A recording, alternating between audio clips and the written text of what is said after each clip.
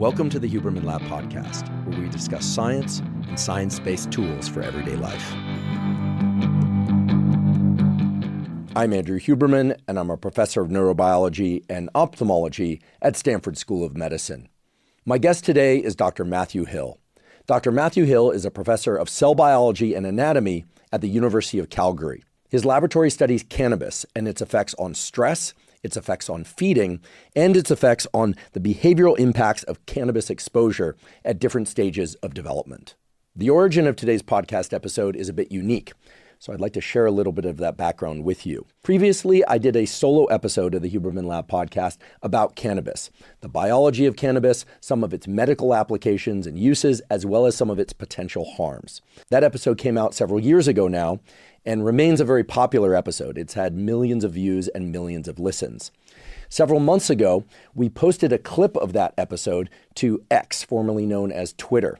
And Dr. Matthew Hill responded to that clip on X with criticism about the specific points made within that clip. Most notably, my discussion of the data that cannabis use can, in some individuals, cause psychosis. He also took issue with some of the specific points I made in that clip related to potential differences in the biology of the effects of different strains of cannabis, most notably indica versus sativa strains, and a few other points as well. Now, as somebody who's been in the field of science for several decades now, I'm very familiar with the fact that every single field within science has debates within it, controversies, and sometimes outright battles. And to me, that's part of what makes science interesting. It's an evolving process. It's something for which we should all be very curious to try and understand what we know, what we don't know, and try and get to the real answers. So right off the bat on X, I invited Dr. Hill onto the podcast, and he accepted the invitation. So today's episode is really a unique one in that, first of all, we cover an enormous amount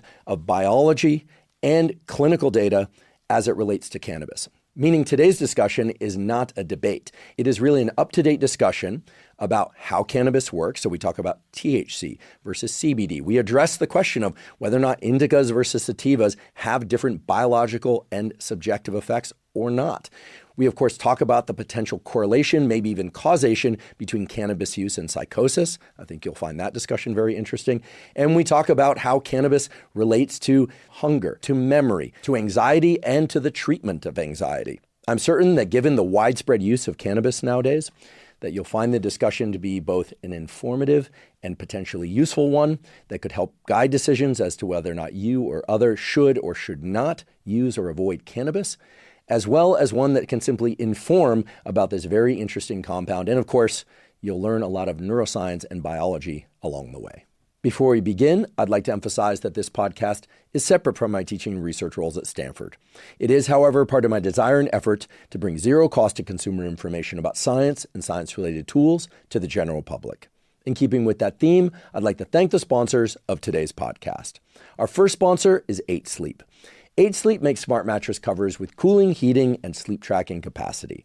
Now, I've spoken many times before on this podcast about the critical need to get sleep, both enough sleep and enough quality sleep. Now, one of the key things to getting a great night's sleep is that your body temperature actually has to drop by about 1 to 3 degrees in order for you to fall and stay deeply asleep. And to wake up feeling refreshed, your body temperature actually has to increase by about 1 to 3 degrees. One of the best ways to ensure all of that happens is to control the temperature of your sleeping environment. And with 8 Sleep, it's very easy to do that. You program the temperature that you want at the beginning, middle, and the end of the night, and that's the temperature that you're going to sleep at. And it will track your sleep. It tells you how much slow wave sleep you're getting, how much rapid eye movement sleep you're getting, which is critical. And all of that also helps you dial in the exact parameters you need in order to get the best possible night's sleep for you. I've been sleeping on an 8 Sleep mattress cover for well over 3 years now, and it has completely transformed my sleep for the better. 8 Sleep recently launched their newest generation pod cover, the Pod 4 Ultra. The Pod 4 Ultra cover has improved cooling and heating capacity, higher fidelity sleep tracking technology, and the Pod 4 cover has snoring detection that will automatically lift your head a few degrees to improve airflow and stop your snoring. If you'd like to try an 8 Sleep mattress cover, you can go to 8sleep.com/Huberman to save $350 off their Pod 4 Ultra.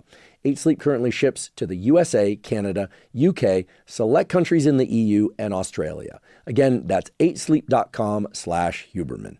Today's episode is also brought to us by Element. Element is an electrolyte drink that has everything you need and nothing you don't. That means the electrolytes, sodium, magnesium, and potassium, in the correct ratios, but no sugar. Now, I and others on the podcast have talked a lot about the critical importance of hydration for proper brain and bodily function. Research shows that even a slight degree of dehydration can really diminish cognitive and physical performance. It's also important that you get adequate electrolytes in order for your body and brain to function at their best. The electrolytes, sodium, magnesium, and potassium, are critical for the functioning of all the cells in your body, especially your neurons or nerve cells. To make sure that I'm getting proper amounts of hydration and electrolytes, I dissolve 1 packet of Element in about 16 to 32 ounces of water when I wake up in the morning, and I drink that basically first thing in the morning.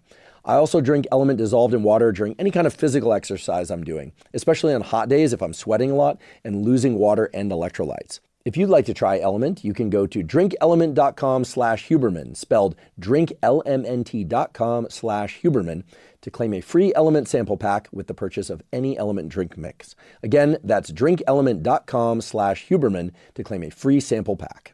Today's episode is also brought to us by BetterHelp. BetterHelp offers professional therapy with a licensed therapist carried out entirely online. There are essentially 3 things that make up great therapy. First of all, great therapy consists of having good rapport with somebody that you can really trust and talk to about the issues that you're dealing with. Second of all, that therapist should provide support in the form of emotional support or directed guidance. And third, expert therapy should provide useful insights that allow you to better understand not just your emotional life and your relationship life, but of course also your relationship to yourself and to career goals and school goals, meaning excellent therapy should also inspire positive action. BetterHelp makes it very easy for you to find an expert therapist with whom you really resonate with and that can provide the benefits that I just described. Also, because BetterHelp therapy is done entirely online, it's very time efficient and it's easy to fit into a busy schedule because it involves no commuting to a therapist's office, finding a parking spot, or sitting in a waiting room. If you'd like to try BetterHelp, you can go to betterhelp.com/Huberman to get 10% off your first month. Again, that's betterhelp.com/Huberman. And now for my discussion with Dr. Matthew Hill. Dr. Matt Hill, welcome. Thanks for having me. Delighted to have you here because you're an expert in the biology of cannabis, a topic that many, many people are curious about for a variety of reasons. So just to kick things off, maybe we can get people up to speed on what cannabis is, a little bit about how it works in the brain and body to produce the various effects that it produces, and how some of that comes to be. And then we can dig into some of the nuance. I have a lot of questions about different types, if you will, of cannabis, the relationship to mental health, potentially to mental illness. We're going to drill into all of that. So just to kick things off, what is cannabis? I mean, cannabis is a plant that has been around for some time. It's kind of got like a very rich history of use around the world for different cultures, for both kind of medicinal and spiritual and recreational purposes over several centuries. The plant has kind of become, I mean, in the West, it really wasn't a thing mainstream-wise until about the 60s. And then it became kind of introduced as like a drug of choice that a lot of people started using during the rise of the hippie era. And I think that was a lot of the time that cannabis got popularized. And then I'd say more recently, cannabis has, into the 90s and on, has become kind of a very heavily used drug by a large swath of people, ranging from teenagers on up. In terms of what it is inside it, I mean, it's a plant with a lot of very complex chemistry and biology behind it. So there's a lot of molecules that it carries in it. We call these cannabinoids. And they come in a lot of different flavors. But the main one that's the most important one when we talk about cannabis and what drives the kind of intoxicating and what I would refer to as psychoactive effects of cannabis is delta-9 tetrahydrocannabinol, or what we call THC. And that really is what dictates, the psychoactive and intoxicating properties of the plant. And so the amount of THC that is within the cannabis plant will influence the, how high a person's going to get when they consume it. There are probably 70 to 100 and some odd other cannabinoids that are within cannabis. Most of them are at pretty trace levels, and they vary from different types to cannabis from one another. But the other one that's had a lot of attention is cannabidiol, or what we call CBD. CBD is structurally looks pretty similar to THC, but doesn't behave anything like THC. It's not intoxicating at all. I'm not sure. I would probably say it's not psychoactive in the sense that people can't tell if they're on it or not. But some people still say it's psychoactive because people claim, it can affect anxiety state or mood state or other things. So in that context, maybe psychoactive is still somewhat appropriate of a word to use. And then there's a whole bunch of other things like cannabinol, cannabigerol, and these other minor cannabinoids, most of which we really don't understand any of the biology of. We don't know what they're doing. They may influence some of the effects of THC. They may not. But they're there, and they vary in their composition from, different flavor of different cannabis to different flavor. And then there's those other things called terpenes, which are kind of highly volatile compounds, but they're not specific to cannabis. They're found in tons of other plants. So this is a lot of which seems to contribute at least to some of the smell and the flavors of cannabis. So these are things like limonene, which, gives some cannabis kind of a citrusy odor or flavor to it. Pinene, which gives things more of like a earthy tree kind of smell. Beta-caryophyllene, myrcene, and these terpenes are also, some of which do have known biological activity, some don't, and they vary quite heavily across different kinds of cannabis as well. And again, there's some thought that they may be influencing some of the psychoactive or intoxicating properties of cannabis, but the reality is we really don't know a lot about them at this point. There's kind of some emerging work that's starting to come out now that kind of plays with, giving someone THC and adding in one other terpene or one other minor cannabinoid and seeing how it influences things. And so you can imagine with the plethora of molecules that exist in cannabis, doing this in a piecewise manner could take decades to kind of really get to a point where we understand all the interactive components of cannabis. But people tend to refer to this as like an entourage effect. That's kind of a phrase that gets used quite widely in the cannabis world. And the idea behind that is that if you took pure THC, and so there are some like distillate pens and things that exist out there now in the product market, which are basically isolated THC with trace levels of anything of other stuff, would be very different than if you had THC in combination with some of these other molecules and how they might influence how THC itself is working or not. So, fascinating plant. You mentioned the psychoactive effects. Some people listening to this and watching this presumably have experienced those psychoactive effects. Others perhaps have not. How could we describe for both groups what the quote unquote psychoactive effects are? You mentioned the higher the concentration of THC, the quote unquote higher someone will get, right? Yeah. The greater the intensity of the high. What is the high? And I know people are probably chuckling, saying, does Huberman not know because he's never done it? I mean, that's my own business. I just want people to understand what you mean by psychoactive effects. So, I mean, the way that people would usually describe the intoxicating effects of cannabis is people often refer to it as there being some euphoria or some positive mood. Not on the same order as what people would describe with, say, cocaine or some other stimulants, but there certainly is some kind of positive aspect. I mean, if there wasn't, people wouldn't be using it if they didn't feel positive about it afterwards. There can be, other aspects in terms of changes in feeding behavior. People might find things funnier than they found things. It might change the way they perceive various environmental stimuli. But it can also, for some people, create a bit of a dissociative state to some degree where people might feel a little bit out of body.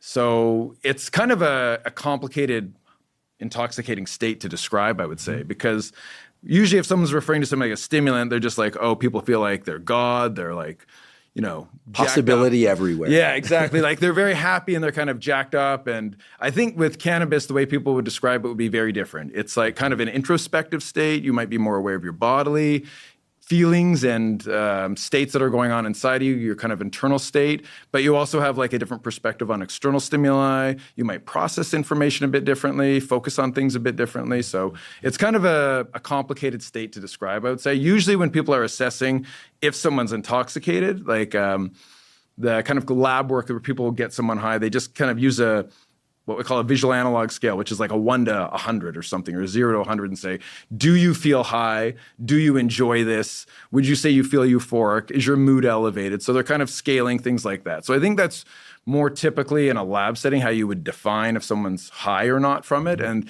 this is why when people do studies with something like a placebo cannabis or a very low THC cannabis, you'll see kind of a scaling. So even if you give someone a placebo cannabis, if they think that they're getting cannabis, a lot of people still respond by saying they feel a bit high. That's interesting. Is that true even if they've never used cannabis before? I'm not actually certain if you are allowed to have someone in a drug study if they've never done something before. I think they have to have had some previous experience with a drug.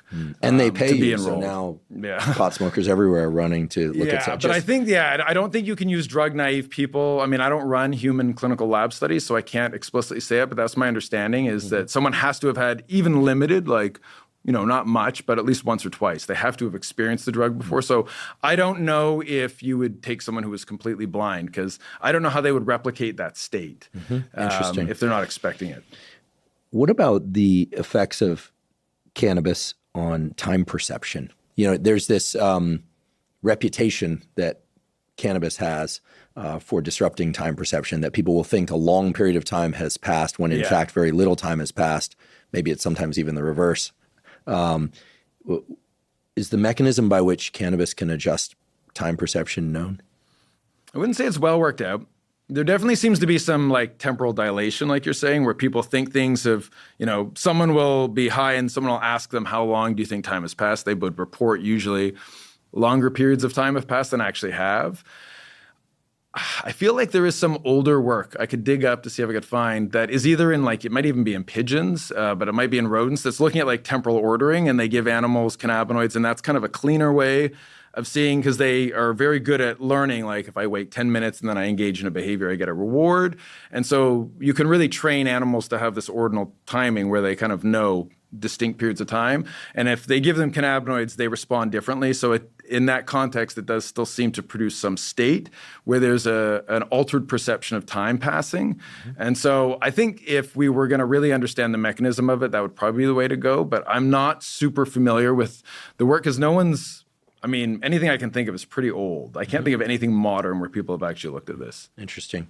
You mentioned effects of cannabis on appetite. And I know one of the medical uses of cannabis is in people that are undergoing treatment for cancer in order to stimulate appetite, because oftentimes they have very low or even no appetite due to the cancer treatment.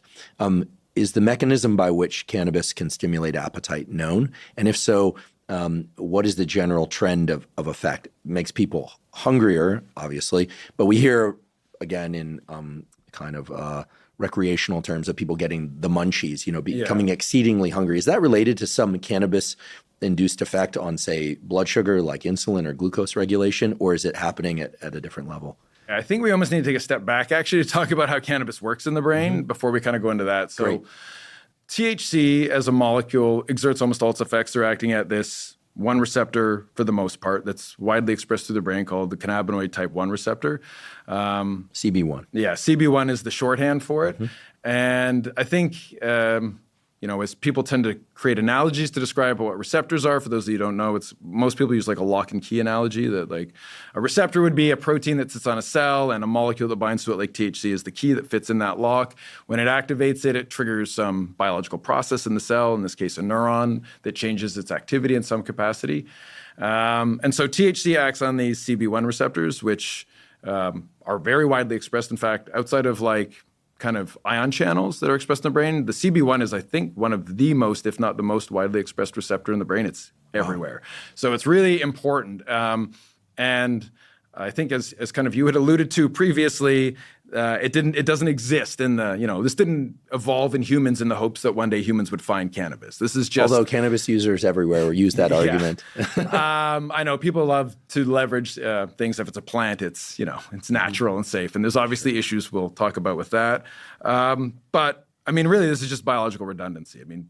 Nature only has so many ways to create something. And so there's going to be things that end up overlapping in the way that they function. And so the receptor that's in the brain and throughout the body, the CB1, and there is also a CB2 receptor, it's not really expressed in the brain. It's in some of the immune cells in the brain, and maybe some limited distribution in actual brain cell neurons. Where in the body is it It's expressed? mostly immune cells. So you'll see CB2s mostly on like macrophages or other kind of immune cells. Cells that gobble up debris. Yeah, and that basically, regulate inflammatory processes. And so the main role of CB2 seems to be much more about like regulating inflammation. So that's kind of a separate role. That can certainly impact the brain in different ways, but When we talk about the effects on the central nervous system and the brain and behavior, we're talking almost entirely about CB1.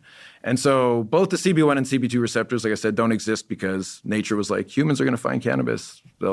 This will all work together now. So there are molecules our body produces, which we call endocannabinoids.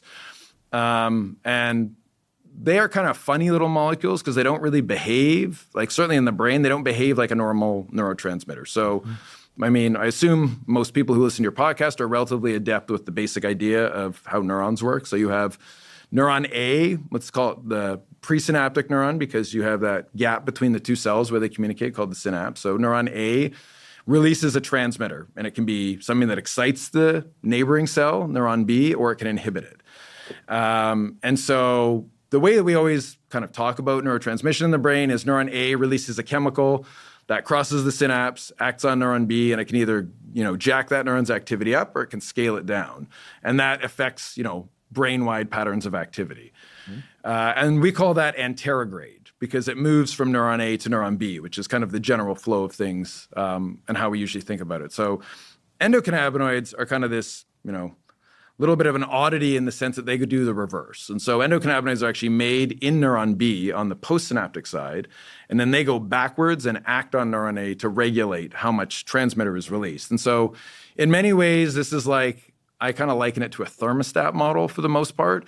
Certainly if we're talking about something like excitability. So if neuron A is dumping out something that excites neuron B, like glutamate, which is an excitatory neurotransmitter.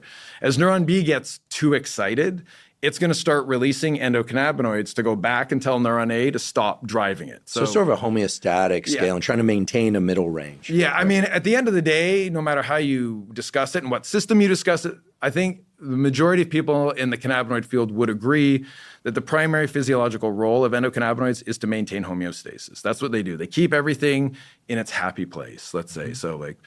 And that's probably why the CB1 receptor is so widely distributed, is that neurons can excite or inhibit each other, that is, raise or reduce the amount of electrical activity in the, let's say, nearby neuron, because here we're talking about retrograde signaling.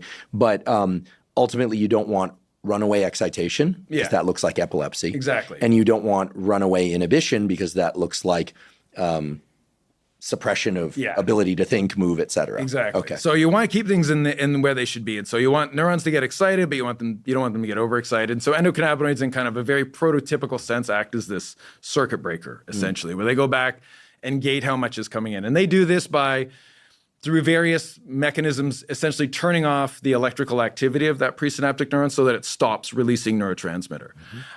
They can also regulate, though, inhibitory neurotransmitter release as well.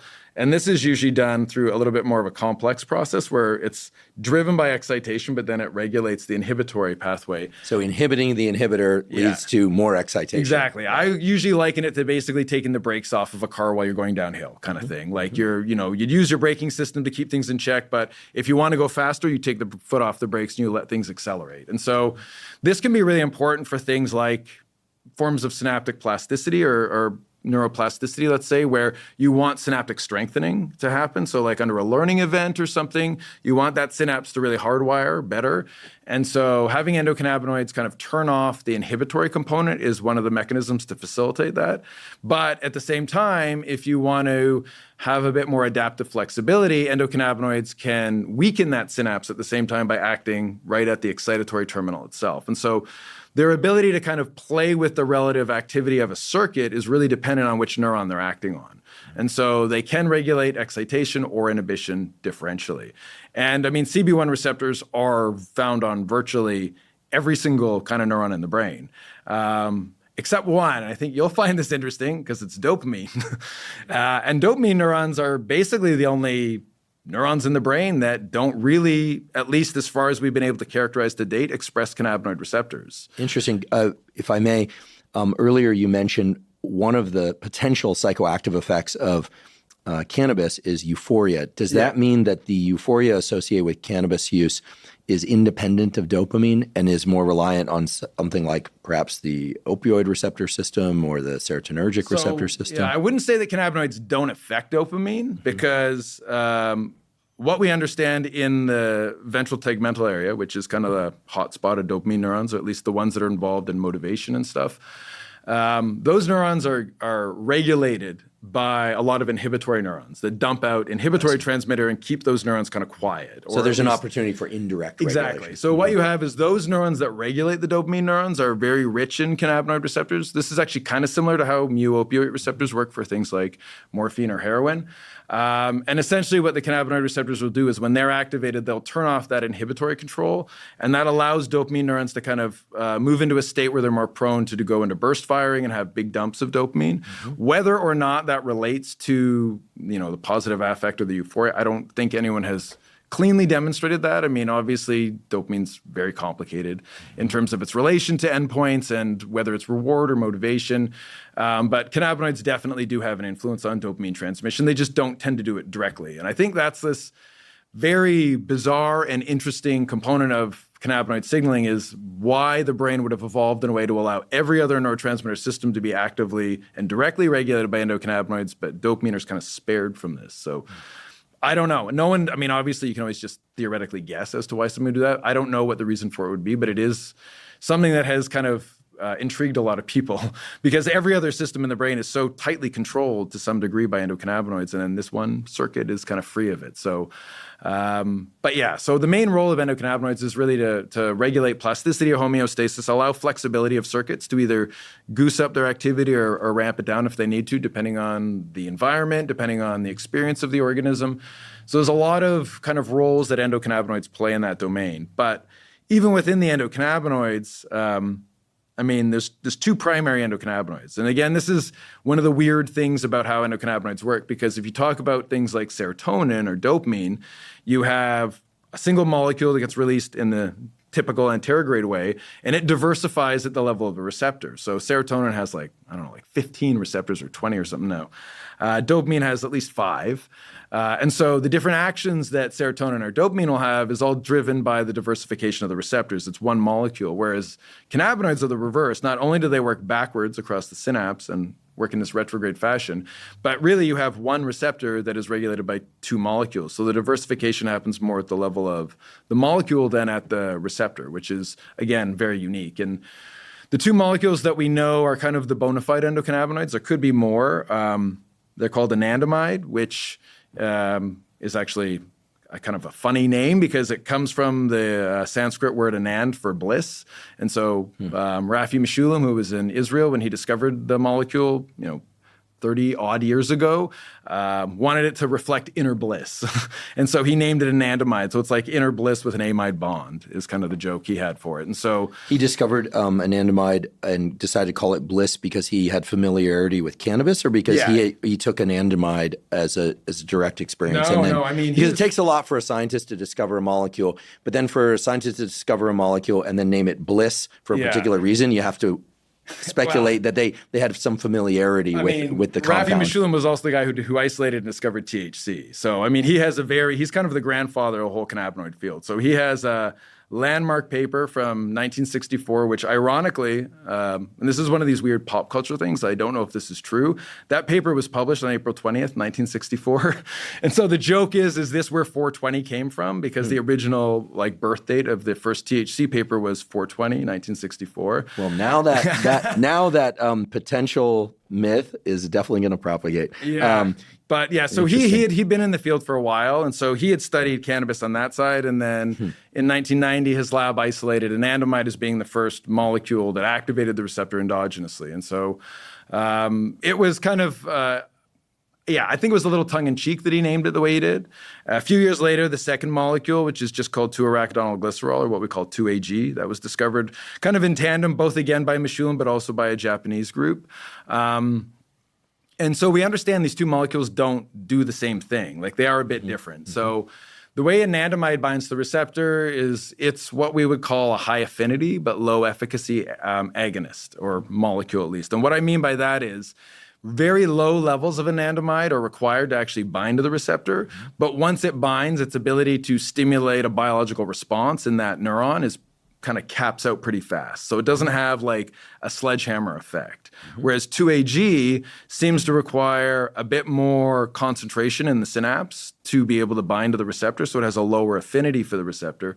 But once it binds to the receptor, it's pretty heavy duty. So it evokes a very robust intracellular signaling response. And so Why we have two endocannabinoids, we're not totally sure. Some of us have theories. I'm of the camp that I think they may play somewhat differential roles, either based on the synapse or the circuit that they're working in, or this idea that maybe anandamide might be more of a tonic molecule. And what I mean by that is, we'll say it's like a stage setter. So like anandamide might just be kind of made by neurons on an ongoing basis and just released. And its job may be to kind of keep the steady state of a brain circuit in a desired range so that under resting conditions, it's not too active or too quiet. Your thermostat analogy is perfect here. So in that context, it kind of is like just the thermostat of the house. Whereas 2AG is like, let's say, the pinch hitter who gets brought in to do the heavy lifting. And so 2AG, during a situation like, let's say, something like even like a seizure is an extreme example where you have a huge amount of neural activity. Those neurons that are getting heavily activated during, massive amounts of neural activity start dumping out huge amounts of 2AG, and that acts as okay, we really need to turn off this circuit very quickly in this situation.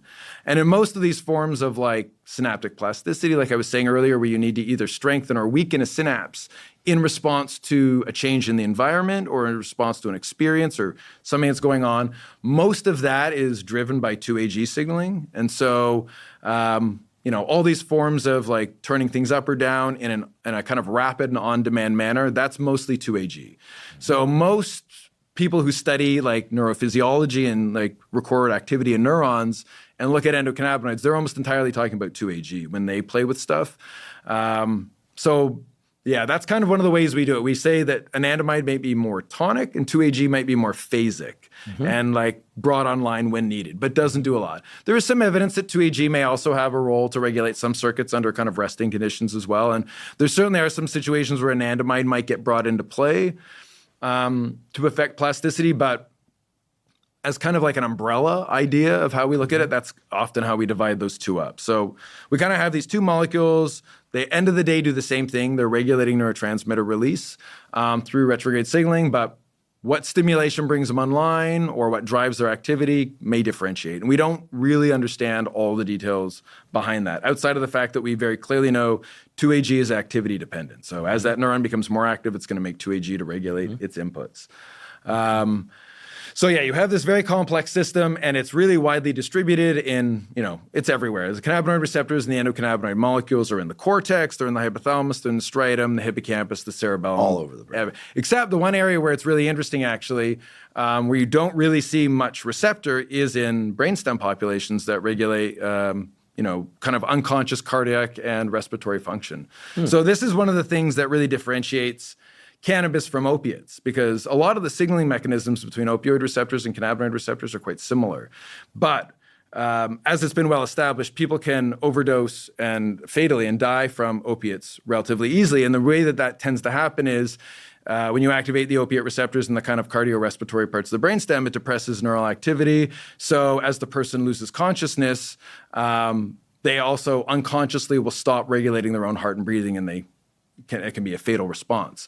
Because cannabinoid receptors don't really exist in those regions, you don't get the same kind of impact in terms of suppressing heart rate and breathing function. And so there's always the saying, like, there's never been an account of someone actually dying from a cannabis overdose or a THC overdose. Certainly people can do stupid things while they're intoxicated that result in their death, but in the same manner that someone can die from consuming too much opiates, that doesn't seem to be physically possible with cannabinoids as far as we've seen so far. And a lot of that is just because of the localization. Like, for some reason, there's just not the receptors in that part of the brain. So, Very interesting. Yeah. A lot of aficionado questions about the receptor biology. I'll just spare everyone the details by just highlighting something that you already said far more eloquently than I will, which is, I think it is fascinating that this whole system has both a tonic, like a steady release capability, and a phasic, so the ability to spike, forgive the pun, the neuroscientists will know what I'm talking about, to spike more activity of this system superimposed on that tonic activity, because this is something that you see in the dopamine system. Yeah. This is something that you see in essentially every neuromodulator neurotransmitter system. But it seems that the endocannabinoid system has accomplished this quite a bit differently. Yeah. So very interesting, unique system in a number of ways that raise a number of key questions. So if you go back to the munchies question you had, so if we tie into that, one of the So there's a few ways. I mean, cannabinoids in feeding are a really interesting thing because if you ask people like kind of the prototypical responses to consuming cannabis, most people would usually say munchies is one of the things that pops up pretty regularly. And so, the cannabinoid receptors are very, they are expressed in these feeding circuits in the hypothalamus. There's a lot of complex circuitry there that can regulate food-seeking behavior. And yeah, we just had an episode with Zach Knight from HHMI and UCSF where we talked about like the AGRP neurons and different neurons of the hypothalamus. We can link to that in the show note captions. Nowadays, a rich understanding of the neurons that stimulate food-seeking, craving, and then so eating. We know that like cannabinoids, they regulate, again, those inhibitory inputs around AGRP neurons, for example. And so one thing they can do is disinhibit those AGRP neurons so they become more active, and that can drive food-seeking behavior. So that's certainly one mechanism of it. But there's also a huge reward component to this in terms of the munchies. And so we know that like you can also just dump anandamide, for example. This is, Steve Mahler and Kent Berich did this work years ago where they just put anandamide into the nucleus accumbens, and that can also stimulate palatable food intake. So you also have this ability to integrate with the reward circuitry. And then there was also this fascinating paper from a Japanese group in PNAS, I think about 12 years ago. And what they found was they would give a rodent a cannabinoid, and then they would stimulate different taste bud populations.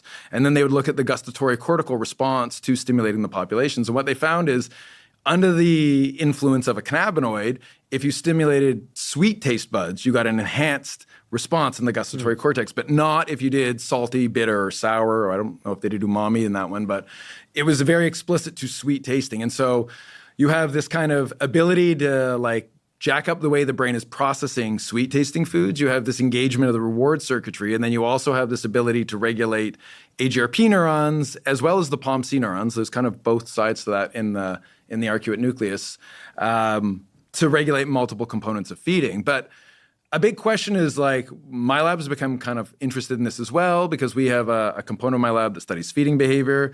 And one of my postdocs has been doing these projects for years now, trying to understand almost like at a behavioral mechanism level what the munchies are. And what she's been looking at is we kind of started thinking about the idea that, what is it that, because it's not just food seeking and it's not just, like just want to consume something. There's a maintenance of eating. And so we know from humans and animals, you can satiate them. You can make someone full and then get them high on cannabis and they'll reinitiate eating. So that's an interesting thing in and of itself because that means you're disrupting either the ability of the brain to detect satiety or you're messing with a process we call reward devaluation. And so reward devaluation is like, if you haven't eaten for a day and you see like a picture of a pizza, or someone brings a pizza in front of you, it just looks delicious. And that first slice tastes amazing. It's salty, it's fatty, it's delicious. You eat 5 of those slices, it feels greasy and nasty. And so that process of how you perceive the food and its reward salience degrades as you eat and as your brain basically shifts into a thing of we don't need to consume calories and food anymore. We're okay. We're full now. And so we've done a series of experiments in the lab where you'd get the animals and either satiated in advance where they have already devalued the food and under a normal state, they won't eat it anymore. They won't work to get access to it. And you get them high on like a cannabis extract. We have these vape chambers that are like, I don't know how else to describe it outside of like a little hot box.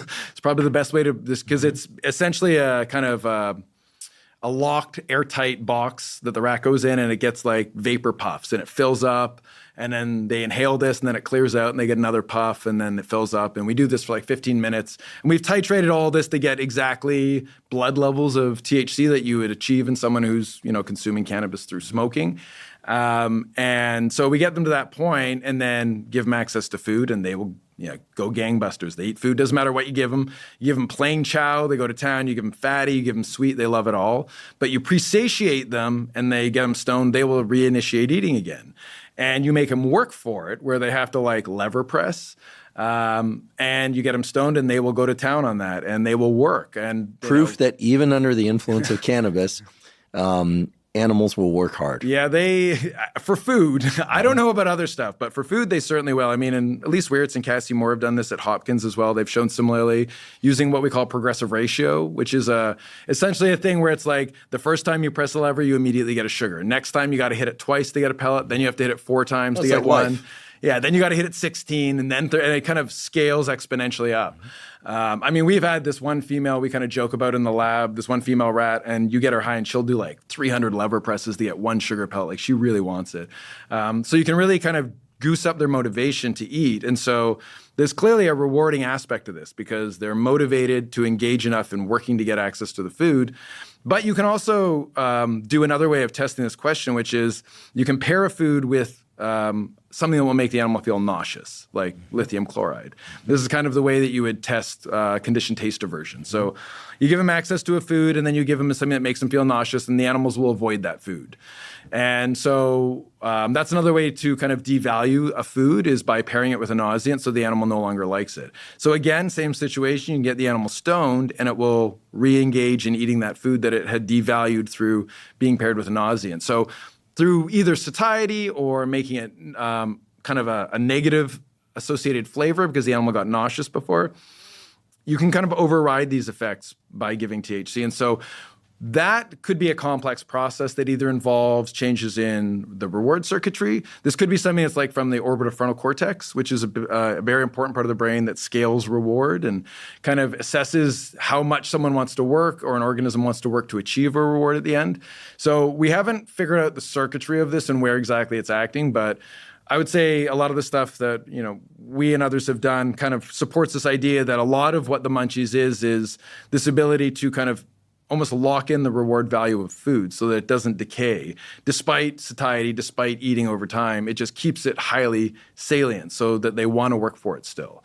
And then similarly, we and others have also done work to show it can block satiety signals. So we know endocannabinoids, at least, are capable of overriding leptin. So leptin is an anorectic molecule, comes out from the fat, and usually we release it when we've eaten a lot, and it's one of these things that tells our brain, stop eating. It works through, again, populations in the arcuate nucleus and changes the way those neurons function to drive food-seeking behavior. And we and others have shown previously that, if you elevate endocannabinoids, you can override that. And actually, one of the mechanisms by which leptin seems to suppress feeding is actually by turning on the metabolism of endocannabinoids so that their levels decline. And so as you lose that endocannabinoid function, the animal is less interested in eating. And so you can prevent these anorectic effects of leptin by goosing up endocannabinoid activity. As many of you know, I've been taking AG1 for more than 10 years now. So I'm delighted that they're sponsoring this podcast. To be clear, I don't take AG1 because they're a sponsor. Rather, they are a sponsor because I take AG1. In fact, I take AG1 once and often twice every single day, and I've done that since starting way back in 2012. There is so much conflicting information out there nowadays about what proper nutrition is. But here's what there seems to be a general consensus on. Whether you're an omnivore, a carnivore, a vegetarian, or a vegan, I think it's generally agreed that you should get most of your food from unprocessed or minimally processed sources, which allows you to eat enough but not overeat, get plenty of vitamins and minerals, probiotics, and micronutrients that we all need for physical and mental health. Now, I personally am an omnivore, and I strive to get most of my food from unprocessed or minimally processed sources. But the reason I still take AG1 once and often twice every day is that it ensures I get all of those vitamins, minerals, probiotics, etc., but it also has adaptogens to help me cope with stress. It's basically a nutritional insurance policy meant to augment, not replace, quality food. So by drinking a serving of AG1 in the morning and again in the afternoon or evening, I cover all of my foundational nutritional needs. And I, like so many other people that take AG1, report feeling much better in a number of important ways, such as energy levels, digestion, sleep, and more. So while many supplements out there are really directed towards obtaining one specific outcome, AG1 is foundational nutrition designed to support all aspects of well-being related to mental health and physical health. If you'd like to try AG1, you can go to drinkag1.com/Huberman to claim a special offer. They'll give you 5 free travel packs with your order, plus a year's supply of vitamin D3 K2. Again, that's drinkag1.com/Huberman. You're talking about increasing endocannabinoid activity. And we've said all this in the context of cannabis. Mm-hmm. So maybe we could talk a little bit about how the components in cannabis, THC mainly, but also CBD, impact these receptors, the CB1, and let's just leave CB2 out for the moment because it sounds like it's more of an immune system thing. But just to make it very clear, is there a way to increase the activity of endocannabinoids with without ingesting THC? Yes, I mean they dynamically change all the time. So, but I'm talking about you're talking about experimentally or recreationally adjusting their levels. But how does one do that without using THC? So, okay, few things there. We'll take a step back. So THC itself isn't going to. It does its thing by acting directly on the cannabinoid receptor. It sort of mimics the anandamide and 2-AG. Yeah. So THC, going back to kind of the pharmacology of this. So THC, if you look at how it interacts with the receptor, it's not a heavy duty molecule. So, I mean, this was kind of one of the things that came up before as well, is this idea that THC is a sledgehammer and it overrides endocannabinoids. By the way, Matt's referring to the fact that I said that in a previous solo episode about this. And there I was nesting it in the concentrations of THC that can be found in high THC cannabis. Yeah. So essentially what I was saying is that at very high THC concentrations, the amount, maybe not the binding affinity, but the amount of THC that is available to the CB1 receptors is going to exceed what's normally found in terms of the amount of anandamide that can bind to CB1 receptors, because what you're talking about is a supraphysiological condition. Yeah, you don't really actually need much THC in the brain to produce psychoactivity. Like it's a little bit of a mystery, to be honest, exactly how it works. I mean, I think the main way that most people in the cannabinoid theory field would look at this is that THC is not like a very strong agonist. I mean, even if you look at its ability to trigger an intracellular response, it's much lower than 2-AG. It's actually more like anandamide. So you said anandamide is high affinity, low efficacy. Yeah, so THC is the same. THC is actually only a partial agonist. It's not even a full agonist at CB1. But it is high affinity. It's high affinity, so it has the ability. But the tricky thing with that is it can outcompete 2-AG, but because it's a lower efficacy agonist than 2-AG, in that sense, it's almost blocking the effects, not amplifying them. Blocking the effects of 2-AG, but does it block the effects of anandamide? THC and anandamide, the way I would visualize it is because they seem to have relatively similar affinities and efficacies of the receptor, they might, let's say, dance around. So it would be somewhat interchangeable. The difference there is, and this, I think, is the big point about what THC does versus endocannabinoids, because we know now through the pharmaceutical development of drugs that can boost anandamide levels, which exist. We have inhibitors that prevent their metabolism. We can elevate them. There's no intoxication and no psychoactivity associated with elevating anandamide. That's a very interesting point that we should highlight. So there are drugs that now exist that can block the breakdown of anandamide, make more available, presumably by disrupting some enzymatic breakdown. Yeah, exactly. And therefore lead to more binding of the now elevated levels of anandamide that are available to CB1, and you see no psychoactive effects. No psychoactive. People are not aware that they've... you can do... No one can guess. Yeah, no one can guess. What is it used for? Well, I mean, it was developed... The first molecule really was developed by Pfizer to look at if it could work on pain. The first trial that was done did not work. It was like a kind of strange osteoarthritic knee pain trial that was like... Even in that trial, the positive control of naproxen barely worked, but because the FAW inhibitor, which is, take a step back, FAW is the enzyme that chews up anandamide. So the drug that is developed inhibits that enzyme. So you prevent the enzymatic breakdown of anandamide. So we just call them FAW inhibitors. So this drug will boost anandamide levels quite high, and in animal research showed some efficacy in modulating pain. And so they put it in a trial, and it didn't work against the positive control of naproxen, which is like an NSAID, just like Advil, basically. Aleve. Yeah, essentially, yeah. So, and that drug didn't work that great to begin with, so it was maybe some issues with the trial, but it essentially killed the development of the drug from that point on, because everyone's like, oh, it's not going to work. So it kind of shelved for a while. A colleague of mine, Marcus Heilig and Leah Mayo, Leah's now a colleague of mine in Calgary, but at the time she was a postdoc with Marcus in Sweden, and they were able to get access to this molecule right before COVID, essentially. And they did a trial in just healthy controls with it, which, again, this is kind of jumping the gun on some of the other stuff I'll talk about, so I'll tether back to that. But what they did was they dosed people for 10 days on this drug, and then we looked at stress and fear, because this is something that I study. This is something that they were interested in. And we did find that boosting anandamide with this drug over 10 days was sufficiently capable of dampening stress-induced autonomic responses. So like looking at heart rate or skin conductance. I think skin conductance was the measure we did in there, but it's a proxy for like adrenaline release. So it blunted that, and it blunted subjective feelings of stress as well. So people had lower levels of saying they actually felt stressed. And it kind of helped remove this like conditioned fear memory that they had trained people to do. And so I worked with them on kind of doing the biochemistry of this to make sure the drug was working properly.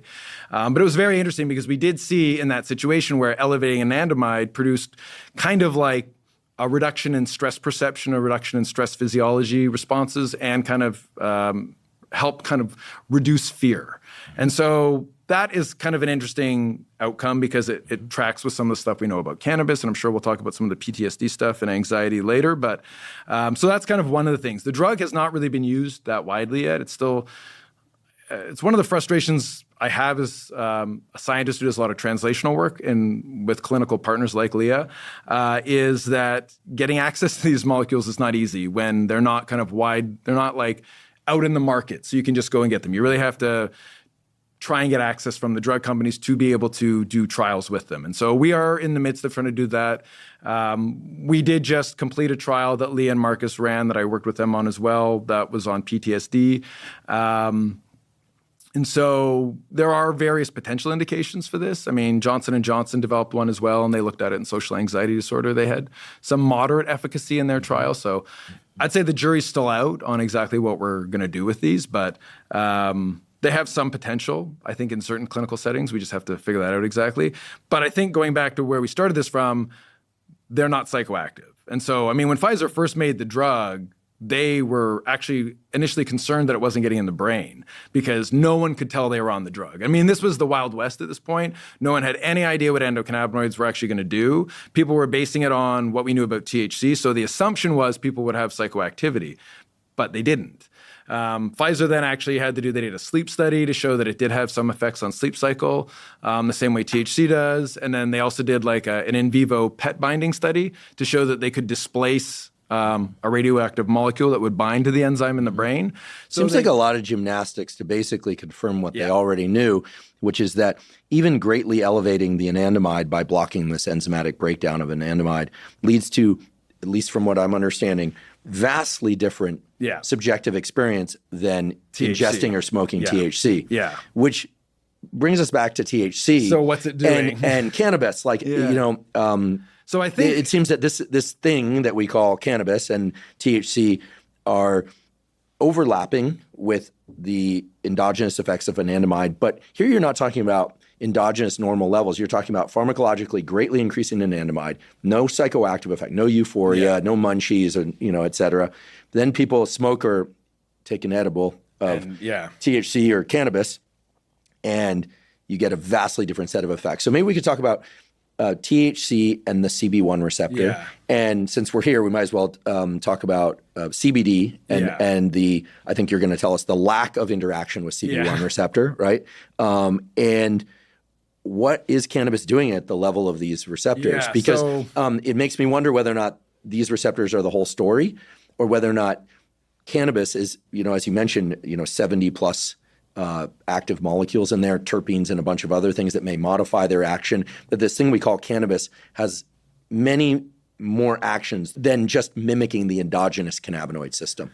Yeah, I mean, I would say the main way that we think about this is the difference between endocannabinoids and THC is endocannabinoids are going to be released in a very specific spatial and temporal manner. So they evolved to do that. Yeah. So there's going to be, and I think it's very clear that anandamide, for example, is not active at every synapse that has CB1. And so when we boost anandamide signaling by inhibiting its metabolism, all we're doing is amplifying anandamide signaling at the synapses it already exists. Mm-hmm. Whereas THC, when you consume it orally or inhalation-wise, and it gets into your blood and into your brain, it's just blanket activation. You're just carpet bombing the whole system indiscriminately. And so you're introducing the ligand, the thing that binds the receptor. This is far and away different than, say, the actions of amphetamines, which are disrupting the normal biology in a way that's giving you an amplification of an endogenous mechanism. Yes. Right? If that was all just nerd speak for those listening, it's one, in the context of amphetamines, what you're doing is you're taking an endogenous system, a naturally occurring system, and you're greatly amplifying the amount of dopamine, the amount of norepinephrine that's available. with what we're discussing today, the endocannabinoid system seems to be producing a set of effects that might overlap with the THC effects, but THC is doing a bunch of other things. And that's because THC, and we'll talk about CBD, but at least THC is acting as the ligand. It's in some sense, we don't want to say replacing, but it's masking the effects of anandamide. I think the problem is when you just blanket activate all the CB1 receptors in the brain indiscriminately, like you do when you consume cannabis with THC, the resulting effect is the intoxicating state. And it's probably because there's a lot of CB1 receptors in the cortex, and those are going to be differentially regulated at different times by endocannabinoids, whereas when THC hits them, all of them are going to get affected at once. And if you think of the way that I had described how cannabinoid receptors work by essentially, I mean, at its simplest form, what cannabinoid receptors do is they change the way that two neurons talk to each other.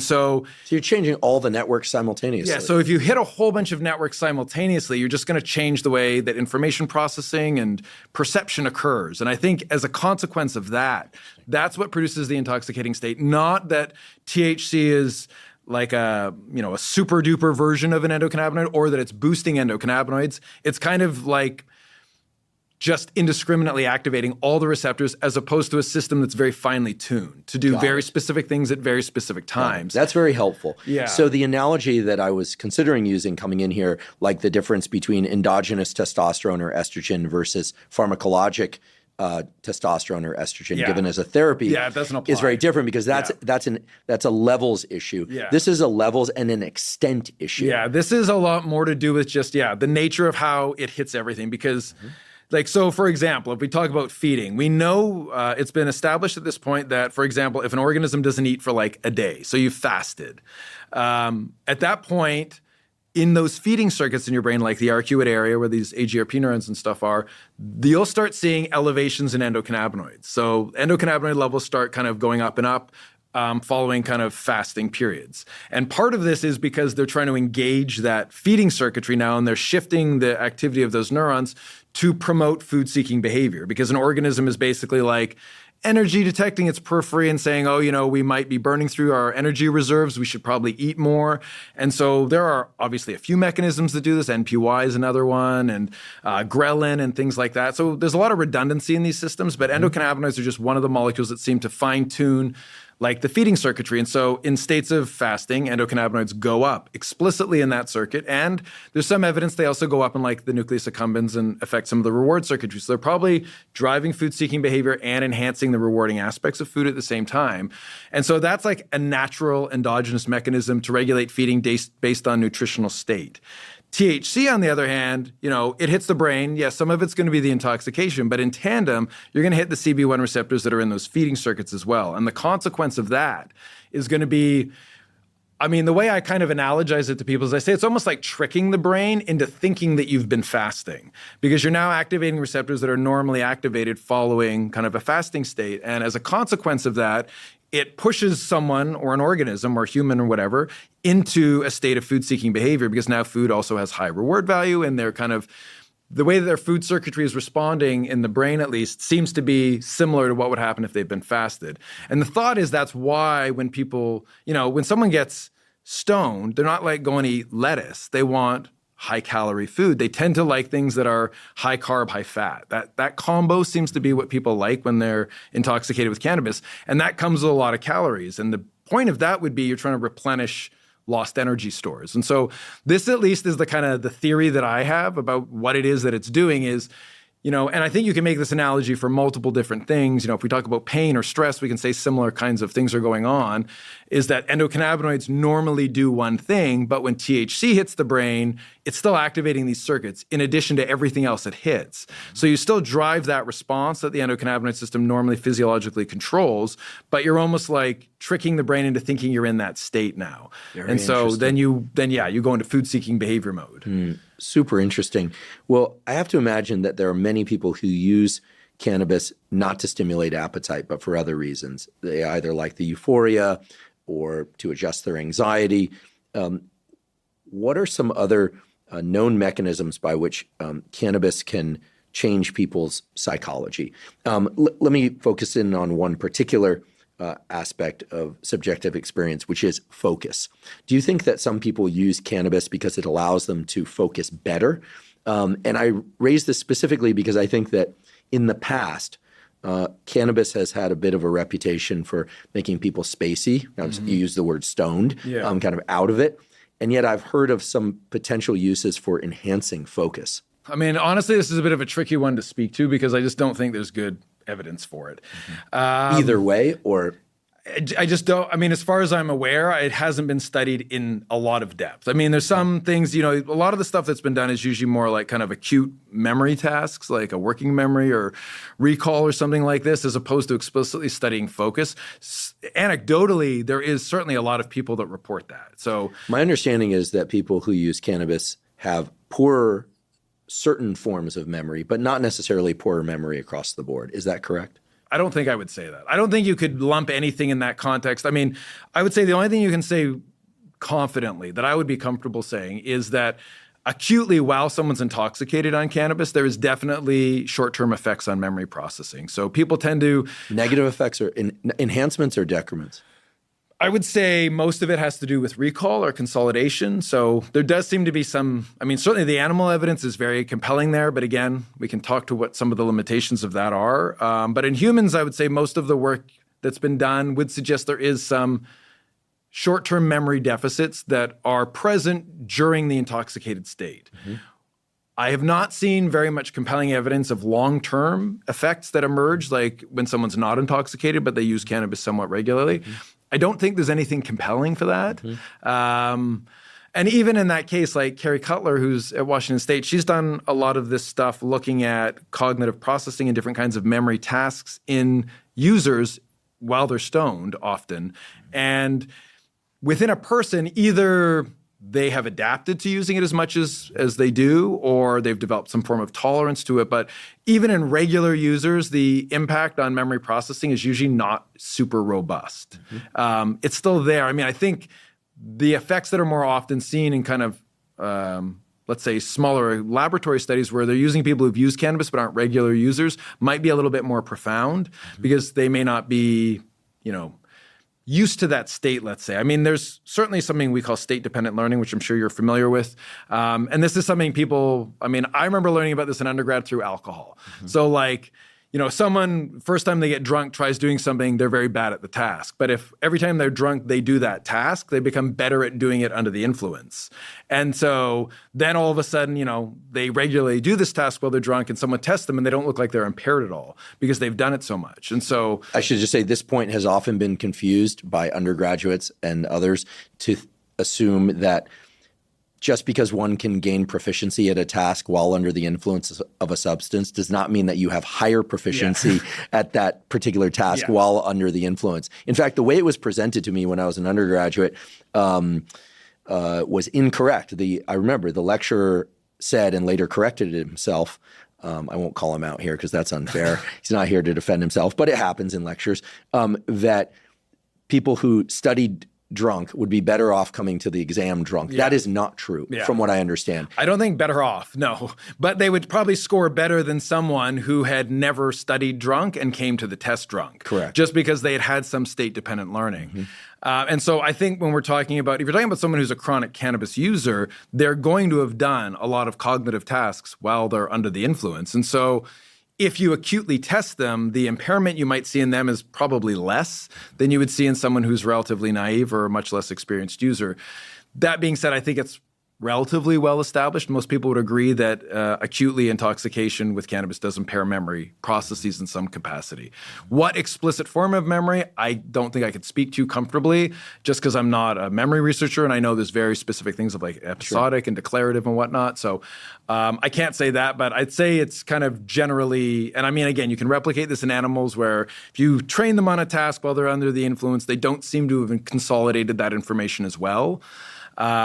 But again, I don't really think there's super compelling evidence that there's kind of long-term permanent effects on cognitive function in individuals who use cannabis. At least I've never seen anything that's replicable or reliable or stable in any way. So, yeah. Thanks for clarifying that. And also thank you for clarifying the discrepancy between endogenous cannabinoid binding and affinity for CB1 versus THC. I really appreciate that because that's something that you and I discussed in light of the solo episode I did about cannabis. And now you've made it clear that THC does not bind with much higher affinity. It's just, I think your words were, assuming high THC levels in the cannabis carpet bombs all the networks as opposed to binding more with higher affinity at particular receptors. Yeah. I mean, I don't actually even think it matters if it's high THC in the cannabis. I think like some people can get very intoxicated off of very, very low doses of cannabis. Is that right? I mean, you look at edibles, for example. I mean, this may be an interesting segue into route of administration stuff because I think it's an important point that a lot of people don't recognize is the difference between someone inhaling cannabis versus someone orally consuming cannabis is like a different game. Yeah, let's talk about this because I know that you and I arrived at different understanding of the fastest, typical, and slowest routes of entry for THC into the system, to arrive at the brain, right? The numbers that I gave in the previous discussion about this were related to how quickly inhaled smoke moves from the lungs to the bloodstream and crosses the blood-brain barrier. Which is very fast. Right, which is very fast. Yeah. I don't know if it's different than nicotine. I'm not sure. Again, I don't know if I would say that, but yeah, it's very fast. Okay, so there may be, it may be that it is the same as nicotine. It may be that it's faster, but importantly, it can be fast, but typically, how fast is the onset of the subjective experience of somebody takes a hit off a joint or a bong hit, and they start to experience the subjective effects of euphoria, et cetera. How quickly after? 2 to 5 minutes, I would say. It's pretty fast. Minutes. I mean, so this is one of the things with cannabis is. And again, this will kind of go into this idea of the change in potency of the plant as well.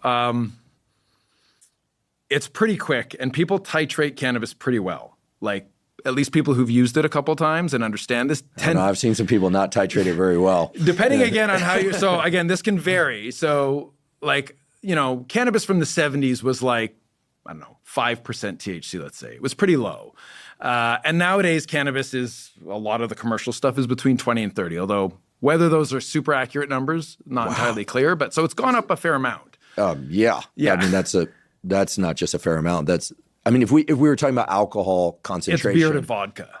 Mm-hmm. Yeah. Basically, you're talking about a beer or a wine to a spirit. And there are aquavit varieties, so to speak.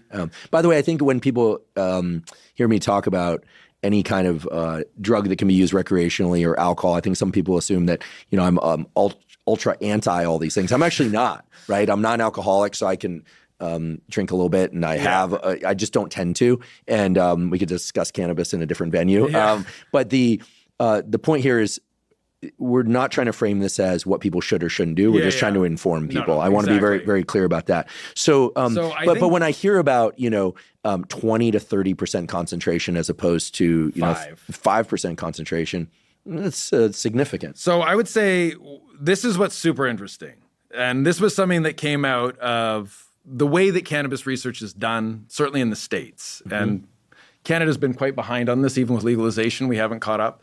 But they have been doing lab-based studies of cannabis. Meg Haney, Harriet DeWitt, this cluster of researchers around the country, Ziva Cooper at UCLA here, have all done this where, you have people come into the lab, you give them cannabis, you measure subjective outcomes or neuroimaging outcomes or whatnot.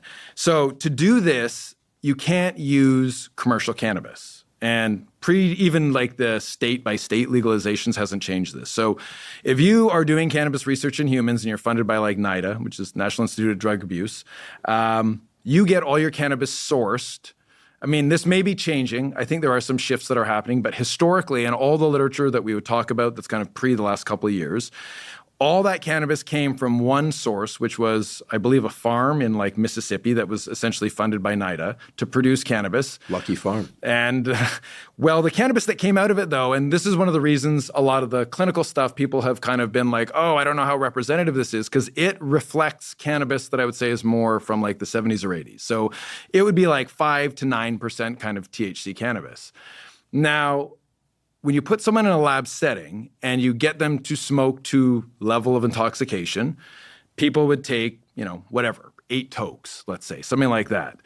And that's where they would stop. And so, a lot of the labs that use this have always been like, our people who are regular cannabis users are getting high off of it. It's not as potent as the stuff that's on the street, but they're clearly getting intoxicated from it, and it's giving us reliable data. So when they started looking at the blood levels of THC that you achieve, it was around 100 nanograms per mil of THC, give or take. That seemed to be where it was. Now, because of the way that you can legally study cannabis in the States, you couldn't just go down to a dispensary and buy the products that everyone on the street are using, which is kind of like, it's been a weird thing for a lot of people because they're like, why wouldn't you study what we're using? But because of the legal aspects of this, you couldn't bring those products into the lab. They'd never been standardized. No one knew exactly what was in them, pesticides, all this other stuff that could influence it. So from a safety perspective, it was always like, no, you use the cannabis that's sourced from NIDA. So there's a group in Colorado, it's Kent Hutchinson and Angela Bryan and Cinnamon Bidwell have kind of, I would say, became very creative actually to figure out how to study cannabis that's being used, I call it in the wild, like in kind of an ecological setting, let's say. And so they created what was called the Cannavan. And the Cannavan was a way to study people using products on the street, but not have them come into a laboratory setting where it was complicated. And so what they would do is they would drive the Cannavan to someone's house, but they'd be parked on the street, and someone would use the product, whatever it was, in their own property and their own time, and then come into the Cannavan to have blood taken to look at what their THC levels are and to undergo testing. And so it was actually like, I think this was a great advance in the field because it was this huge innovative approach that allowed us to start comparing what we've learned from lab-based settings with this kind of old school weed that was coming from NIDA with what is being used on the street. I love this. I mean, as somebody whose lab has done a in-laboratory VR-based experiment on human anxiety and fear, and then compared that to a clinical study that we did sort of en masse, where people were at home doing specific respiration practices. You have many more subjects, but of course they're reporting back their effects. You can monitor them by device, look at HRV, look at heart rate, et cetera. I think having the ability to compare and contrast in laboratory and ex-laboratory data is extremely valuable. Yeah, and I mean, my view is you need both because you need the in-laboratory for the control because we all need control over various things, but you also need the ecological validity to see how it shakes out and make sure it looks the same. Yeah, for people that have never been to a laboratory or tried to find a parking spot at a university, that's an anxiety-inducing experience in of itself. A novel experience while someone's intoxicated with cannabis can also create a very different altered state. I wouldn't want to be stoned in a laboratory. I'll tell you that much. I feel like there's pluses and minuses to both sides, but I think the data together is very compelling, and that's where we get a lot of advance in the field. So what Kent and Angela and Cinnamon did with the Cannavan was kind of create the situation that allowed this research to occur. And what we found fascinating, I remember talking to Meg Haney about this because all the people in her lab studies tended to always hit around 100 nanograms per mil using this relatively lower potency cannabis.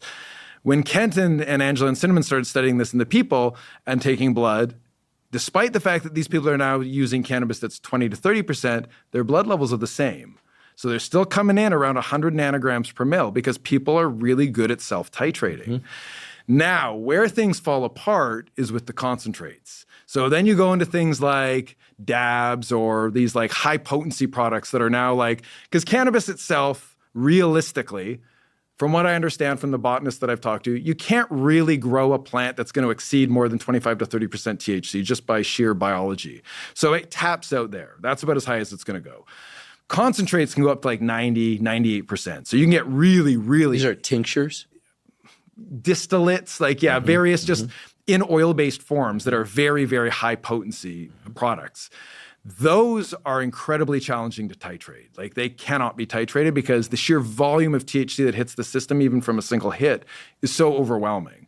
And so when the Colorado group looked at those, their blood levels were closer to 200, 300 nanograms per mil. So with cannabis plant, there does seem to be this ability for people to relatively self-titrate. And then my buddy Ryan McLaughlin, who's also at Washington State, he was really one of the ones that pioneered these vape chambers in rats and created this really cool model of self-administration, which was like a very important thing to actually establish because it was very challenging to get rodents to self-administer cannabis if you were doing like an IV approach or something else because they found it quite aversive. But when you let rodents actually titer their ability to get vape hits, they will work for this, the same way they will other reinforcing drugs. So it was a really important finding that you could do this. And what Ryan found was he actually did one study where he gave them access to a low potency product, we'll call it medium, and then a high. And what you ended up, if you look at the data, is the one the rats liked the best was the medium potency product. Interesting. And if you gave them the high potency product, they would actually take less vape hits off of that than they would off the lower ones. And again, all their blood levels tended to cluster in the same range because they titrated. Like even at the rodent level, they're able to titrate because of the lag between inhalation and feeling the effects is only on the order of a couple of minutes. People can titrate better. I mean, not just people. It seems like the rodents can as well. So the higher potency cannabis, where it becomes a problem is if someone's highly inexperienced and they consume a whole bunch of it without allowing that time lag to occur. And then they can probably exceed the levels they intended to and consume too much and then have probably an adverse response. So does that mean that cannabis use rarely leads to tolerance of cannabis use?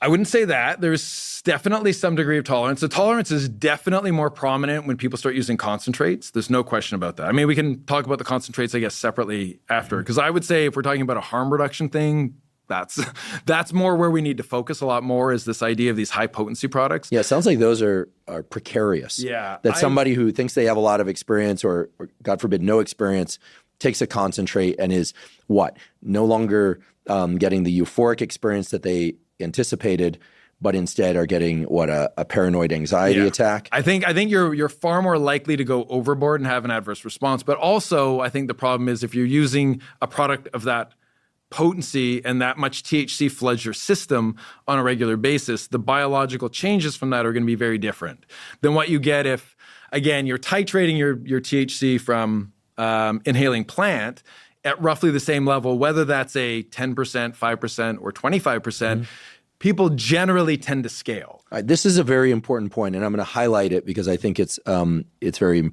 very, very important, although you're making it very clearly already, which is these days we hear a lot about the quote-unquote problems with high THC containing cannabis as relative to what was present in the 70s and 80s and presumably 90s as well. Yeah. I was a teen in the 90s, so maybe I'm alluding to something there. But what you're saying is that unless one is talking about concentrates, that people and animals in the laboratory will self-regulate the amount of intake in a way that leads to approximately the same blood levels of THC. So it may not be as much of a concern, at least in light of the concerns about, these levels are so high that people are overwhelming their system with THC. Basically, this could be stated in real world terms as people are taking fewer tokes of the higher concentration stuff that allow them to match blood levels that were present in the person taking many more tokes in the 70s. So the joke I always make to people is they say, go watch a Cheech and Chong movie from the late 70s. Look at the size of the joints that they smoke in movies like that relative to what you would see someone on the street consuming nowadays. Like, it's just, so the advantage that existed from a titration perspective was with like 70s weed, there's a large window to titrate. So people could, take small amounts and not overconsume, let's say, because there was a much lower concentration of THC in the plant. So they're able to consume, even if they were doing it relatively fast, because of how little THC was coming into the system, it was a little easier to scale that. So there certainly is the propensity for people to overconsume higher potency cannabis, even independent of concentrates, if they're not allowing that titration to occur. Also, if you have someone who is just exquisitely sensitive to THC for various reasons, even 1 or 2 tokes could be too much for them because at the higher potency, they may not have that ability to titrate quite as well. And so a lot of people, anecdotally, you talk to people about cannabis, and a lot of people who don't like cannabis have said, I've tried, the new stuff's too strong. And if there's someone who's kind of more in our age range who grew up in an earlier decade where things were a bit different, they may be referencing their own experience from when they were younger and what they were able to consume, and now they try doing the same and it hits them like a sledgehammer. Got it. So it's a little different in that sense, but, and I don't think it's to say it's like not concerning that cannabis is as high as THC as it is. I just think if I'm going to put my efforts into kind of like, public health perspectives of this, I would be digging my feet in much more about the access to concentrates and the issues and the potential harms that are going to come with them than I would about the cannabis flower myself. That's just my opinion based on what I see with the concerns and what we've seen from the data in humans. And I think the real world ecological studies that the Colorado group have done have been very informative in this sense because, yeah, if the blood levels of THC you achieve from concentrates are double to triple of what you get even from higher potency flower, that's a concern. Like, I think that's where problems start arising because then you're going to start seeing a lot higher degree of tolerance. I mean, there used to be more of a debate in the field as to whether people develop tolerance because one of the things with cannabis that I do find very interesting is with a lot of chronic users, they don't escalate the way you would see with cocaine or alcohol, where there's very profound tolerance that develops. And so, I mean, people definitely see this in cocaine where people can become tolerant almost immediately. And so dosing starts scaling up very fast. Yeah, usually it's the life destruction that thwarts their progressive increase. Yeah, Seriously. or the cost. Right, I mean, the sheer cost. Another form of life deterioration. Yeah, that is required to be able to maintain that. But with cannabis, it seems like there is some degree of tolerance that people exhibit. It varies from person to person. But, as Meg has said to me many times, the guys that come in her studies, these are very heavy users. And then they will use this relatively low potency product and still get high off of it. And so it's not to say that there's no tolerance. It's just, it's not as profound as I think we see with a lot of other drugs. And this is probably due to the fact of just like, we definitely see, like if we look at some PET imaging studies, chronic cannabis users do have some downregulation. Sorry, I have to interrupt. PET, positron emission tomography, not PETs. Although people get their pets high, and we don't know what those pets think about that. Not good. Don't get dogs high. If also high, one can assume a lot of things about what your pet is thinking while also high. Sort of half joke there. But yes, positron emission tomography is one way to assess the binding of drugs within the brain, as well as activity of endogenous neurotransmitters, neuromodulators, such as anandamide, dopamine, et cetera. Yeah. So a typical PET study in a human looking at this, they'd give a molecule that's radio labeled that will bind to CB1 receptors. You can scan them and then look at the emission rates of the radiation to get an idea of the density of receptors that are in the brain. Chronic cannabis users tend to have less. What that means in terms of the functional outcome is unclear. I mean, there could be some, I think there's a lot of evidence that there's some degree of a reservoir of CB1 receptors that, there might be a lot more receptors there than we necessarily always need or are always using, let's say. So we might be downregulating a component of this, but maybe not all of the ones that are required to produce the psychoactive effects, because there's clearly some maintenance of the system that allows someone to continue to get intoxicated. And so with cannabis users, we do see that. But you do see much more profound tolerance with people using high potency extracts and concentrates and things like this. And again, surely I think as a response to the biology of hitting the system that heavily with that much, THC as it comes in, because they can't titrate it the same way. It makes sense. Yeah, these concentrates sound like something to at least pay attention to as a potential problem. I'd like to take a quick break and acknowledge our sponsor, Inside Tracker. Inside Tracker is a personalized nutrition platform that analyzes data from your blood and DNA to help you better understand your body and help you reach your health goals.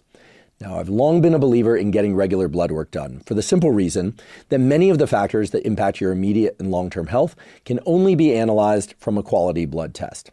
Now, a major problem with a lot of blood tests out there is that you get information back about metabolic factors and hormones and lipids and so forth, but you don't know what to do with that information. With Inside Tracker, they make it very easy to know what to do with those numbers because they have a personalized platform that allows you to see the levels of those metabolic factors, lipids, hormones, etc.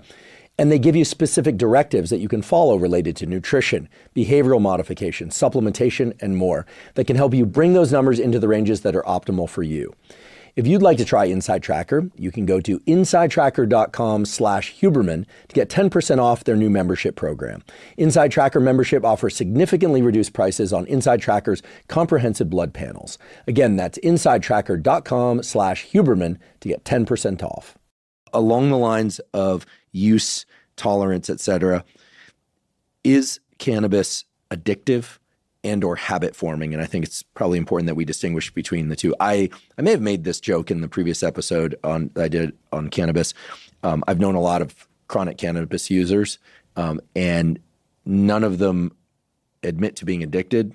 It's not my place to challenge them on that, but they do seem, in my experience, this is not an experiment, but in my experience, more irritable when they don't have access to what they call their quote unquote medicine. Yeah. So, that speaks to a dependence or something, but then we need to be careful because in the classic sense, addiction, I've defined, and others in the field of addiction have defined it as a, progressive narrowing of the things that bring you pleasure such that, it causes disruption to other areas of life. Your life becomes maladaptive. Yeah. I mean, I'm not going to play with the definition of addiction. I feel like I have enough friends in the addiction space that it's a very contentious field. So, I mean, I will try and not use that word, although I understand talking to the general public, that's kind of, if you say someone has a use disorder versus an addiction, that may not make sense to them. Right, but that's the nomenclature now that people are using. Alcohol use disorder, exactly. So,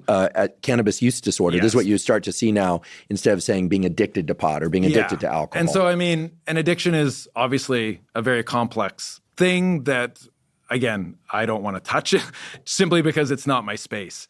But that being said, there's no question that people can develop cannabis use disorder. I mean, it's definitely a thing. So if we say, is cannabis addictive in kind of a, normal lay speak, I would say, yes, it is addictive. What does that look like? How does that relate to other substances of abuse? I mean, certainly, the outcomes associated with it are going to be slightly different than something like opiates or alcohol, because that's a totally different beast. Because you have fatality potential, there's a whole bunch of other health consequences. But if we look at how we would define a use disorder, the criteria for someone hitting cannabis use disorder is really no different than how someone would hit alcohol use disorder or opiate use disorder, in the sense that it can consume their life, it can shift the way that they behave, they can put themselves in risky positions to get access to a drug, it can consume their time and their energy to have it. Like you said, if they don't have access to it, it can trigger, an assembly of behaviors that looks like irritability, anger, frustration, things like that. So, I mean, the numbers in terms of the conversion rate of use to developing use disorder, I would say, are not entirely clear. The kind of old numbers that used to get tossed around were like 9 to 11% of people that would start initiating cannabis use would probably transition to develop use disorder. The more modern numbers, I would say, if we're looking at people who are already using weekly, we're talking probably closer to 30%. So it's a much higher. I mean, when you're using that frequently, then the rates of people who would qualify as having cannabis use disorder probably go higher. So I just want to make sure I'm understanding clearly. For people that use cannabis weekly, the propensity for developing cannabis use disorder is on the order of about 30%. Yeah, I'd say in that neighborhood, they would probably qualify as meeting criteria for a cannabis use disorder. Because weekly doesn't seem like that often. No, I mean, it depends, again, on how you vary this. I've had a lot of conversations with the public, and I think depending on someone's experience in their own inner circles, life with cannabis, the way they would view it is very differently. Because I think a lot of people, again, regardless of anyone's opinion of alcohol, if someone told you they had a glass of wine with dinner every night, I don't think people would say you have an alcohol use disorder. I think that's not uncommon. No, I don't think they would. Similarly, if someone had a brandy at the end of the night, or a nightcap to go to bed, and they did that on a nightly basis, I don't think anyone would say that they have a use disorder. And I think with cannabis, there are a lot of people that kind of fall into that bracket that would use it, even daily, but relatively infrequently and kind of as an end of the day thing. I think some of them certainly would fall into the criteria of cannabis use disorders, because if you start looking and say, well, if you travel to Egypt, are you going to go put yourself at risk of going to jail to get access to cannabis because you can't function without it? If you do, then you've got cannabis use disorder. Are you going to burn relationships? Are you going to start failing at meeting responsibilities or getting things done on time because you're preoccupied with cannabis? Yes, you're going to hit the criteria for cannabis use disorder. If it's someone who's kind of just intermittently using it, the same way that a lot of people casually use alcohol, I would say a lot of them probably wouldn't hit criteria. Mm-hmm. But I think to someone who has never had cannabis in their inner circle or in their life, they look at it like a drug like cocaine, whereas they're like, wow, if you were using cocaine on a daily basis, we'd be super concerned about you. And so I think that's this It's just as you go, I mean, cannabis is in this really weird transitionary period, I would say, of going from illicit to not, just because of the changes in the legal regulatory framework. I mean, in Canada now, we're like 5.5 years into legalization. So in many ways, I would say the transition has happened where a lot of people view cannabis very similarly to alcohol, whereas you go to some states and the perspective is still very different. And certainly if you're still in one of the states where there's no legal access, people still look at cannabis the same way they look at a lot of other illicit drugs like cocaine or amphetamines or things. That's interesting. I was under the impression this had really changed over the last, 5-10 years. Growing up, I think there are still people in jail now because of possession and sale of cannabis. And then, of course, there are stores not far from here where people are selling cannabis. Ironic, sadly. It's obviously a big push for legalization is not endorsement of the safety of cannabis. It's more the harms associated with prohibition outweigh the harms associated with legalization. I think that's generally the public health perspective. That's certainly what motivated it in Canada. And there was some attempts, let's say, at restorative justice in terms of removing criminal records and things. May not have been entirely as successful as people had hoped it would be, but it certainly has changed things. I mean, we can look at our federal data and see that arrest rates related to cannabis are obviously very low compared to what they were. That obviously becomes very important because there are clearly minoritized communities that get hit more with this than other communities. And so the kind of perpetual disenfranchisement that happens with a prohibition model in communities that are already suffering from various other things that affect them just potentiates all that. So I can understand the legal framework behind why there would be a move to a legalization state over a prohibition state, which again, a lot of people confuse legality with safety, which is a weird, alcohol is the perfect example of this. You look at the scale of harms on a public health level, alcohol stacks at the top. It across the board in terms of harms to the individual, harms to society, it's a lot. Cannabis has harms, there's no question on that. It just would fall lower than alcohol. But the way that people view it, a lot of people are like, alcohol is legal, therefore it's safe, and it's not something to judge people on. Cannabis, at least historically, was illegal, and in some states still is. So people view it very differently. And I think it's an interesting thing because I feel like, despite the fact that some people hate the government and hate the way that it regulates their life, there's this weird tacit belief that, like, if the government dictates something is legal, that means it's safe. Is the legalization of cannabis leading to more cannabis users or fewer, and or incidents of people going into the emergency room suffering from cannabis-induced psychosis, something that I hope we can also talk about? Yeah. So it depends on how you break this down. So what we've seen in Canada is, I would say there's like demographic differences. Proportionately, when we look at the biggest change in use, it's actually elderly communities. It's like 55 plus, especially women over 55 tend to be more cannabis use. More cannabis use. Now, granted, their baseline was quite low pre-legalization. So if you look at a fold change, it looks like a very dramatic increase. Raw numbers, it's probably not that high, but it was like 1% to 2% or something before, and now it's gone up to like 8% or something. So it's a fourfold increase kind of thing.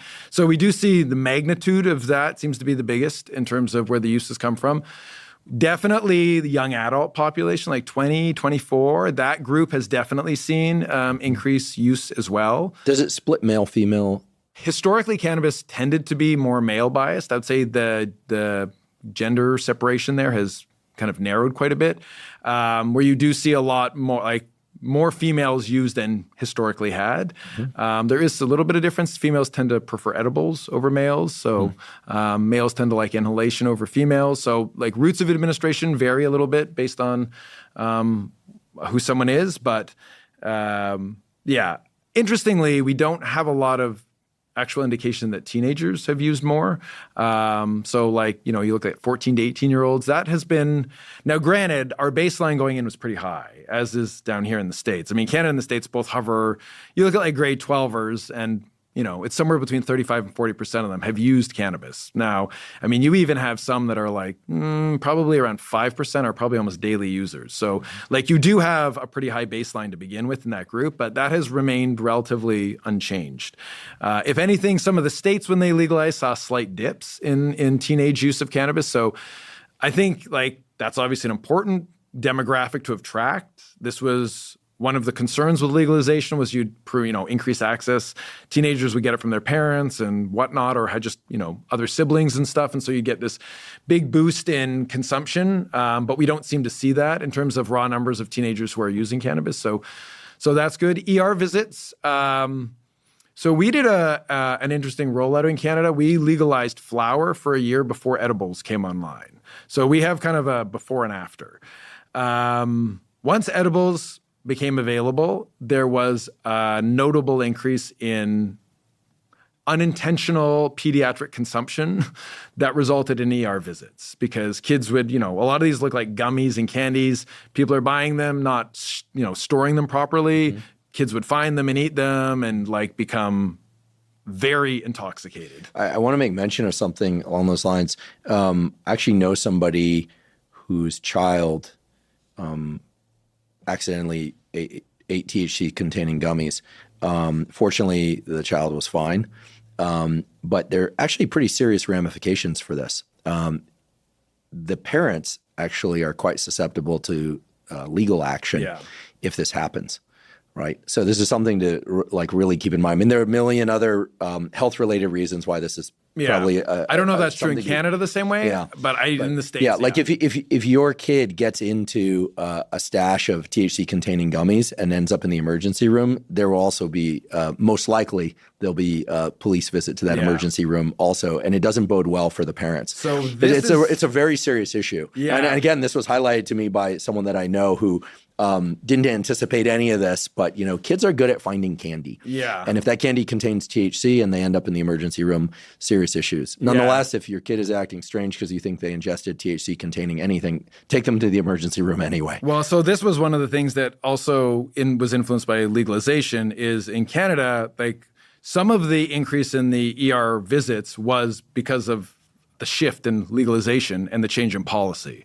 And so if your kid ends up drunk underage, it's not the same ramifications as if your kid used an illegal substance underage. And so once cannabis was legal, people were more likely to actually go into the ER because the consequences were different. I see. And so, sure, some of this is availability, and some of it is just okay, I'm not as concerned now about something happening because I've taken my kid in. I'm not going to have my kid taken away from me or whatnot. So there is, both those factors I think have contributed to it, but we definitely see the majority, at least, of kids ending up in the ER is almost all based on edibles. I can't imagine a situation where that would happen from inhalation. It would be very rare if it would. It's almost always edibles because kids find them. So as long as we're talking about edibles, is there any fundamental difference between the dose regulation that you talked about earlier of inhalants versus edibles?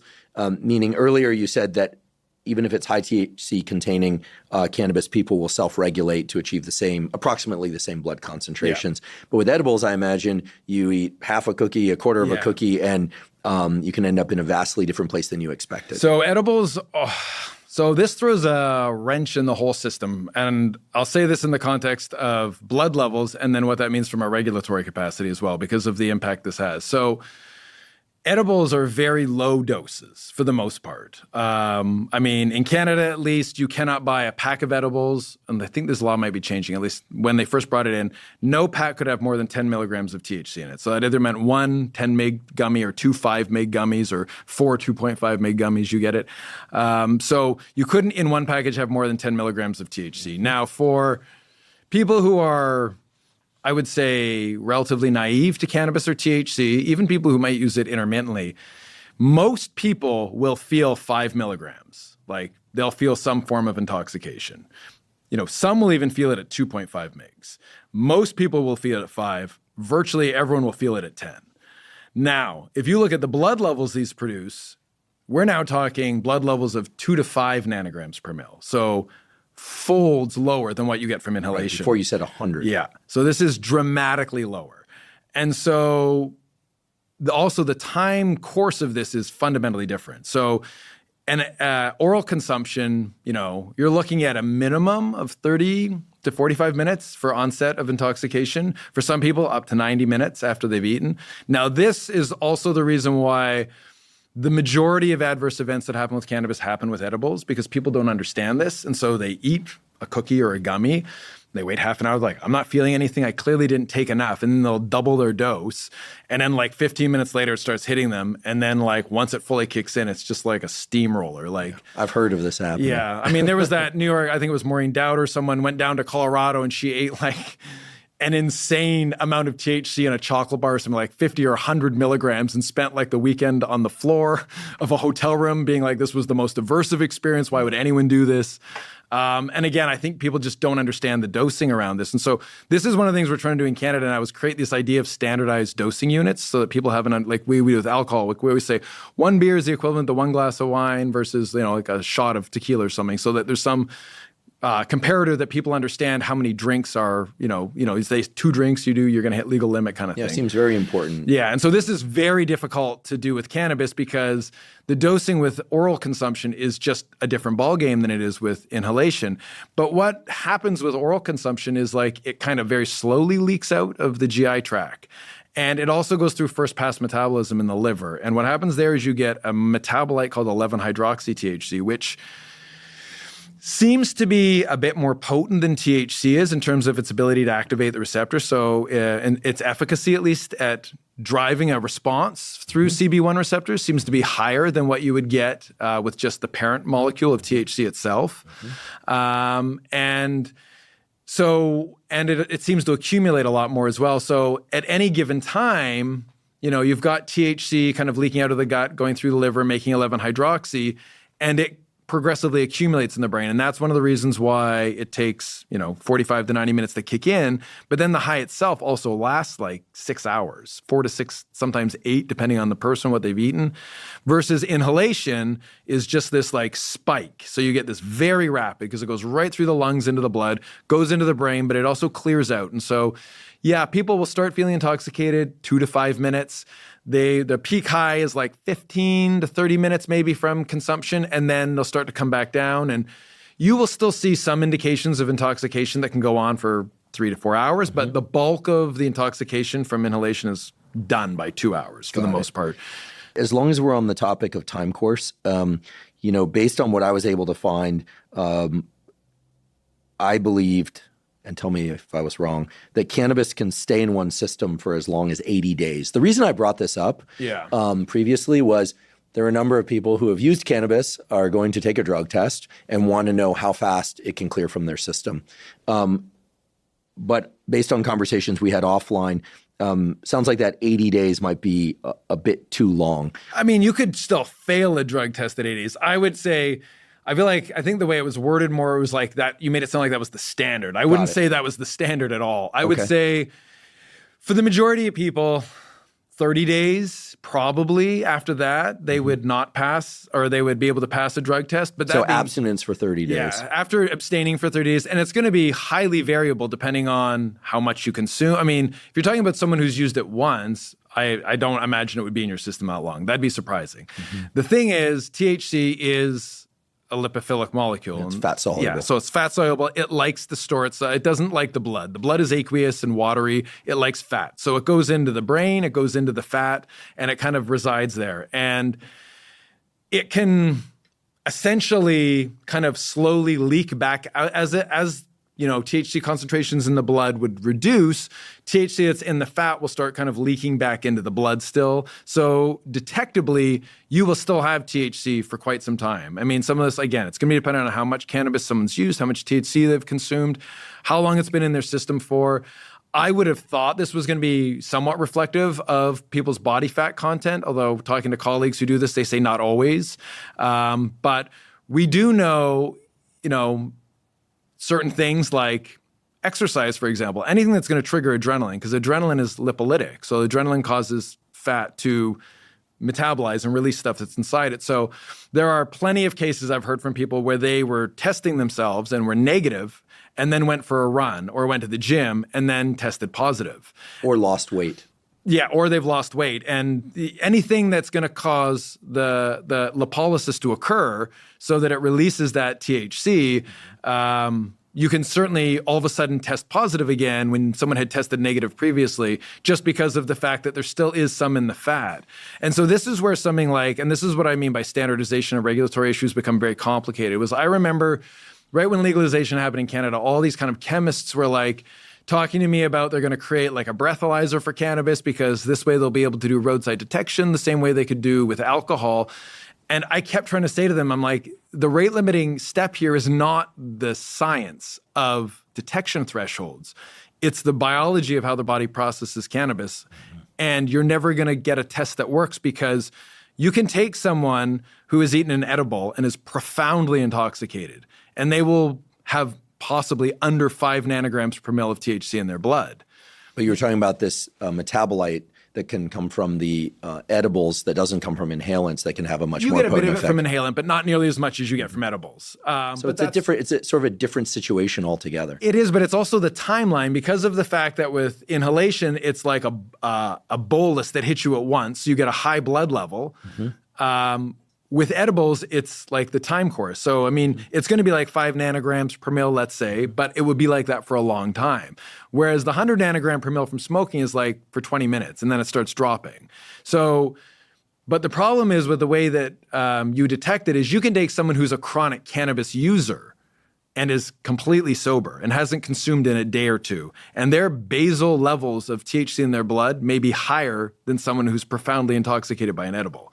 Just by the sheer nature of the fact that it would reside in their fat tissue or their brain, it would leak back into the blood. And so you have this issue where let's say your cutoff was 5 nanograms per mil, which is for some of the stuff, detection thresholds would hover around that area. So you could have someone who's dead sober that tests positive and someone who's profoundly intoxicated who tests negative. So it's like, what's the value in this? Right. It's not telling us anything. Well, I guess it sounds like the drug tests either have to be revised or discarded. And it also sounds like if somebody is going to take a drug test for cannabis and they have used cannabis in any form in the previous 90 days, let's say, going for a run right before your test is going to liberate whatever THC resides in the fat stores. Potentially, yeah. So, okay. I mean, it is complicated. A lot of people are writing this down. Along the lines of what's known and not known, I'm curious what is known and not known about the effects of cannabis, THC in particular, on hormones. I've seen studies that cite increases in testosterone from cannabis use. I've seen studies that cite increases in estrogen from cannabis use, and they argue for increased aromatization of testosterone into estrogen as the mechanism. I've also seen studies that say the exact opposite. Yeah. So is there any global takeaway message yet, or is it just highly variable, or it depends too much on dose and individual age, et cetera, that we just really can't say? I would say there's nothing that's super clean cut. I mean, I know in the previous podcast you talked about a prolactin thing. Right. Well, there's and this is where I think it's important that people understand that, on this podcast we cover science and studies, but we also pull from common experience that people want explained if we can. And one of the experiences that is talked about a lot in certain, let's just say online communities, is the experience of people who had no pre-existing gynecomastia, male breast development, will smoke marijuana. Do we call it marijuana these days? No. We'll go with cannabis. I got a lot of comments that said marijuana is an inappropriate term. Is. Okay, smoke. We'll go back to that. I that was new to me. I didn't know, so forgive me if I don't know. I mean, I understand it, but a lot of people don't know. Okay, that. So we'll smoke cannabis and experience gynecomastia, or in females. So males and females both have breast tissue, but in males it's typically it's not hypertrophied, but they'll smoke cannabis and get a gynecomastia, growth of the male breast tissue. That's sometimes reversible, sometimes not, presumably through the aromatization of testosterone into estrogen, which then acts on the tissue, makes it grow, as well as reports of breast tissue tenderness after cannabis use in females. So that was sort of the origin of that discussion around, does cannabis impact aromatization of testosterone into estrogen? And you can find a little bit of evidence for that, but you can also find evidence to the contrary in the scientific literature. So I'm just curious your thoughts. It's super mixed. So I mean, you talk about something like prolactin, for example. That is another one that's obviously involved in this whole cascade stuff. Generally, I would say the bulk of the literature actually says that cannabis would suppress prolactin, not increase it. That's the majority of the literature Interesting, that's out because there. dopamine is one of the main ways that prolactin is suppressed. Turned They're kind off, of in yeah. a seesaw. They work in somewhat seesaw fashion. And it probably, I mean, the rodent work would suggest it's through dopamine that's turning off prolactin, because you can reverse some of these effects by playing with dopamine signaling. So I don't doubt that's the mechanism. But so typically I would say more often, I mean, there's studies with inhalation and IV that have generally found reduced prolactin. And in chronic cannabis users, they find somewhat lower resting states of prolactin. That's been found in one study that came out of Yale. Interesting. Testosterone gets a little bit more complicated because there are a lot of studies that find, to begin with, cannabis users may have higher levels of testosterone just at rest. Now, whether that's a pre-existing Is there any thing, reason to think that would be the case? I don't know. I mean, that being said, a lot of the stuff, now granted, this was mostly done in the 70s.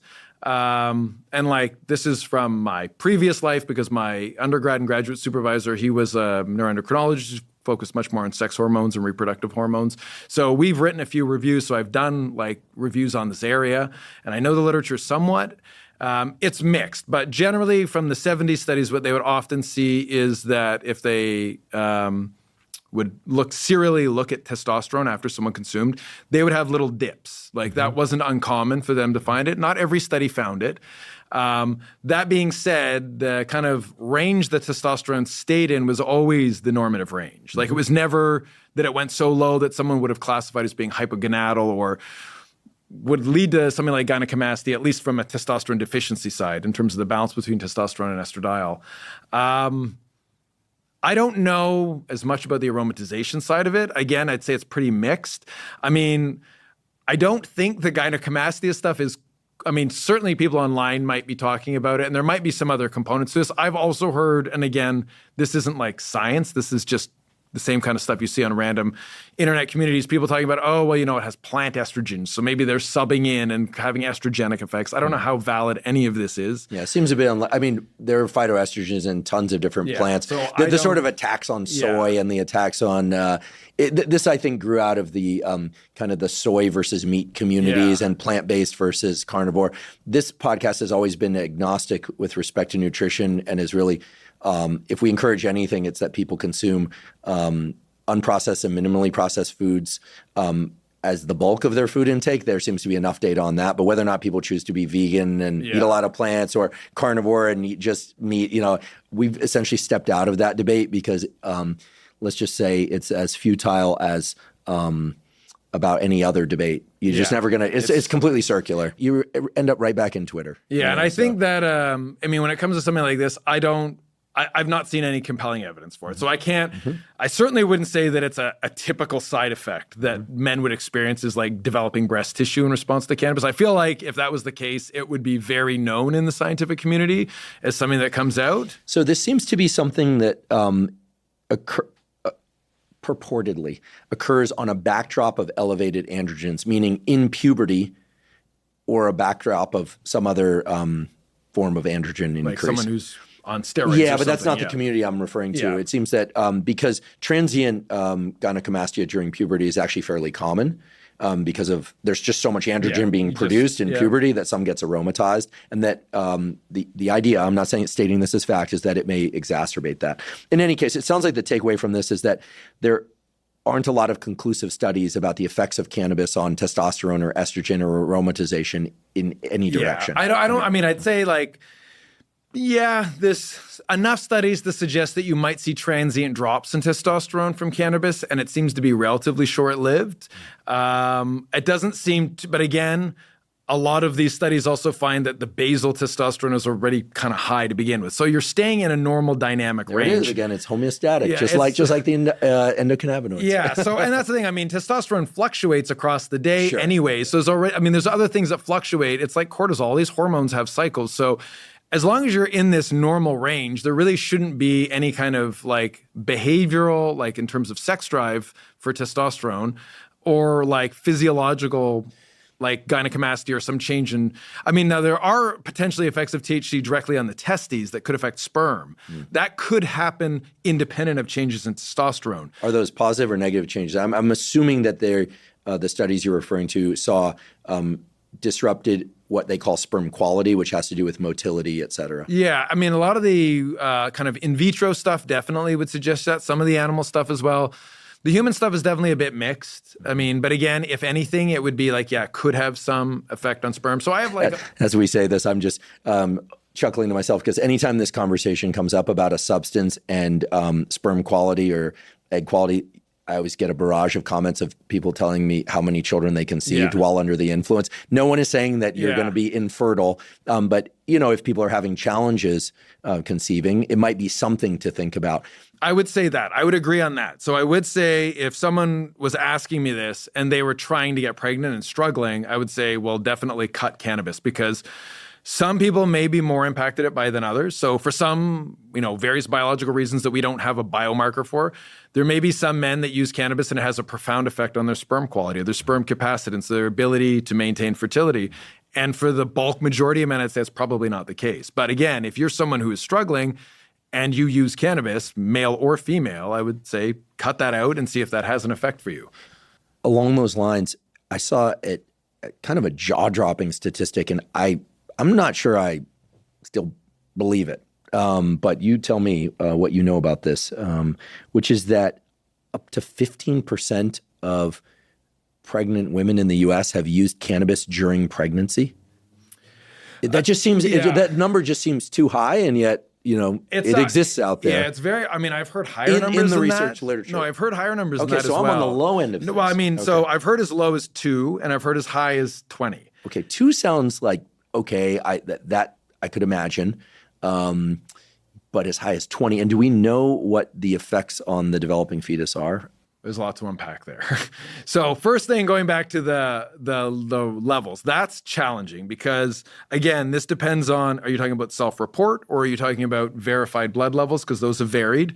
So some of the higher numbers actually come from blood levels where they've taken blood samples and found THC, but the women have reported not using cannabis. And so the idea that it's like the self-report numbers tend to come in around 2 or 3. My guess is the real number is probably somewhere around 10%, but that also is going to vary depending on what you're talking about because there are a proportion of people who are using cannabis and become pregnant and are unaware they're pregnant and are still using cannabis, and that would still qualify under the way that it's defined that someone used cannabis while pregnant.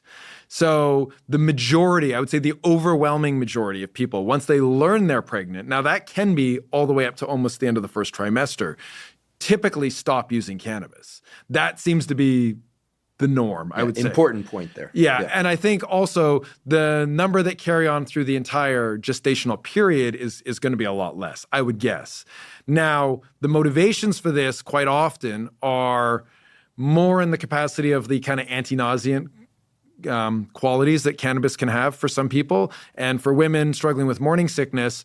Now, anecdotally, I have heard women say, with the history of things like thalidomide and other anti-nauseant drugs that had profound teratogenic effects on the fetuses, women have said that they would rather use cannabis than one of these other compounds because they're less concerned about the impacts of cannabis than they are because of the thalidomide effects that happened. And thalidomide effects are malformation of the limbs and other bodily structures in fetuses. It was an absolute tragedy of medicine that this occurred in even one birth. But it's the reason why thalidomide is now, I believe, banned as a drug for use during pregnancy. Yeah, I actually have no idea, but I would imagine. I think it would be one of those hard things to sell, given its history, especially.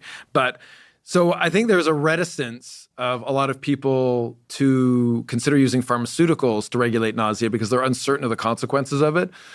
And they feel that cannabis may be safer. Now, that in and of itself could present some problems in terms of that thought process. Now, there was also a study that I thought was like, some of these things just frustrate you. It's where they actually decided to call, this was done in Colorado, where they called dispensaries and just acted naive and asked what their recommendations were. And it was something like 80 to 85% of them were actually recommending that people would use cannabis to manage morning sickness.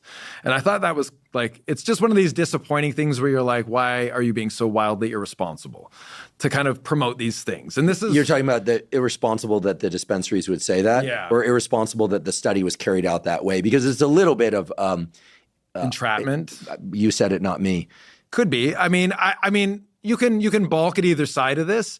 I think I have a lot of frustration in general with the information that bud tenders put out into the world. Is that what they're called? Bud tenders? Bud tenders. That's kind of the colloquial term that people will use for someone who sells cannabis at a dispensary. We see this in Canada, and I've heard this throughout the States as well. I personally have been a huge advocate for the fact that I think, I worked in restaurants and bars and stuff when I was younger. And for me to serve alcohol, I had to undergo, I don't know if you do this in the States. In Canada, you have to do it's like a weekend course essentially called like Serving It Right or some other terminology where you learn the basics of alcohol, harms, blah, blah, blah, how to tell if someone's intoxicated, when you have to cut them off, all these things that you have to do to be able to serve alcohol. I have no idea if this exists in the States, but it was a thing in Canada. Bartenders in the U.S., put in the comments on YouTube, do you have to undergo training about alcohol to be a bartender? Anything, even if it's just like an online quiz. But my perspective is because pre-legalization, at least in Canada, there was somewhat of a misguided thought that people would leverage their physicians for knowledge about cannabis. And what's become very apparent is that the overwhelming majority of people talk to the people selling them the cannabis. And yet those people selling cannabis don't need to have undergone any form of education. And so this kind of kills me because we've worked very hard to try and create educational platforms that are agnostic in terms of our position on cannabis, that are just based on the science. I'm an executive director of an organization called the Canadian Consortium for the Investigation of Cannabinoids, the CCIC, and we've done CME courses for physicians to try and train them about cannabis because I think it's important that physicians understand this. But I've tried suggesting that I think that anyone selling cannabis should undergo a course like this, just so that there's some consensus in the informed level that someone who comes in, because a lot of people going to buy cannabis are quite naive about it. And they just, even when we're talking about dosing, what we've talked about with edibles or smoking or how people consume it, you need to have a reliable source of information at the front line that is able to relay that to people. And it becomes very frustrating to me that they have become the main source of information that people go, and I'm uncertain of what their level of training is. You're certainly doing your part to provide the public education about cannabis now. So we all appreciate your highly informed and broad distribution of this information. Because this is also an issue with psychedelics, which currently don't have legal status in the U.S. This is an ongoing process of whether or not it will. Right now, things are really on the teeter-totter with MDMA, where we await the decision from the FDA, but the early recommendation to the FDA was to not approve MDMA as a treatment for PTSD. That's so today and mid to late June 2024, we'll see what happens. But this is also the case for ketamine, which has legal status, but many people are accessing ketamine not through a physician, but through online sources. So what you're speaking to here is a much larger issue. And I absolutely agree with you. Yeah. I think most people are probably not aware, except by experience, positive or negative in some cases, about the differences in blood concentration as it relates to number of tokes versus concentration versus edible. These are critical themes, especially for where we're going to go next, which is, all the discussion about high THC and psychosis. Yeah, exactly. So I think that I just wish, again, even if this was just like an online course that wasn't that much, but at least had some consensus of information that was the basics about how to have conversations. And some of our system at least is somewhat provincially regulated. So our organization has worked with the Ontario group that deals with cannabis distribution, the Ontario, the OCS, which is the Ontario Cannabis Stores, and helped to create some information pamphlets and stuff. Again, it's not the same as a teaching course, but at least it's these little infographic stuff that kind of gives people rough breakdowns of things. And kind of gives you a little bit of information about dosing and understanding things, especially with something like edibles, how long you should wait, just stuff like this. Sounds like the take-home message is proceed with caution, low and slow. Right? That's don't ingest too much too quickly. Really, if one is going to explore this legally, of course, take a little bit, wait, take a little bit, wait, because otherwise you're going to get who was the reporter? I think it was Maureen Dowd, but I don't know. Actually, when I say that, is she still on the floor in a Colorado hotel? She may have recovered. Reporting by now. from the floor in Colorado. But like, it can become very frustrating. It's just the kind of lack of understanding that exists in this space, and so I think this is one of the reasons why we've really kind of tried to push the public health side of this a lot more. And we have, there was the Center for Addiction and Mental Health in Canada, which does a lot of the organization of these things. They did kind of put together what I found to be really useful, which again could be leveraged in the States. These are all accessible online. It's called the Lower Risk Cannabis Use Guidelines. They kind of tried to create a framework that is similar to how people have done stuff with alcohol. That just kind of goes through, and a lot of it is this low and slow approach, but it's like, obviously you want no risk, you abstain. If you're going to use, these are the different ways to engage in harm reduction. Like obviously oral consumption has, you avoid the issue of lung damage that you could get from smoking. But then, with oral consumption, you have to be aware of dosing and timing and all these other considerations. But what about vaping? Can people self-regulate their THC concentration in the blood by vaping as well as they can by joint or bong or other form of smoking? That will depend on exactly what you're vaping. So in the States, I've noticed when people say vaping, they almost exclusively refer to some kind of oil-based product that's in a pen.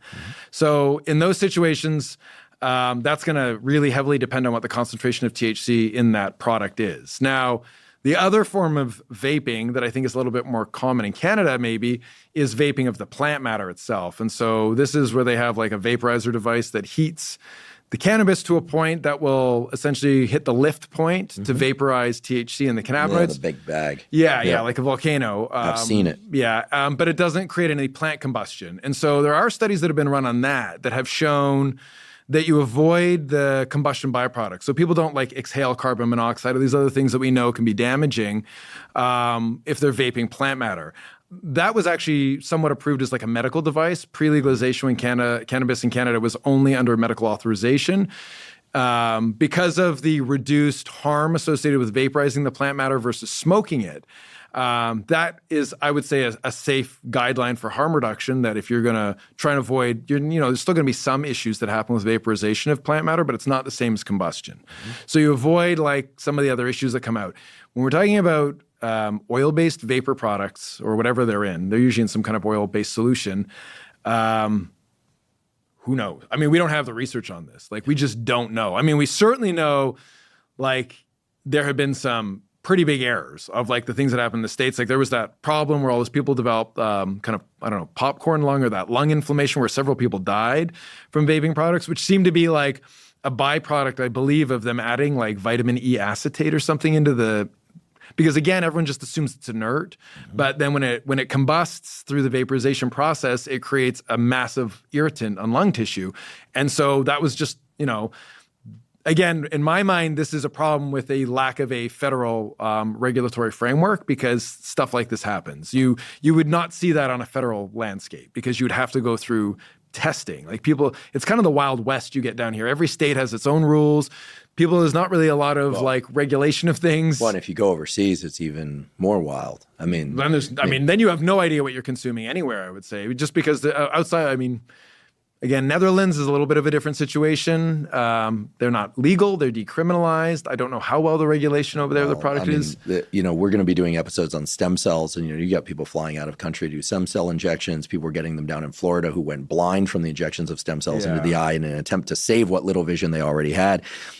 Probably don't want to get me started on that one. I'm in total agreement with you, by the way.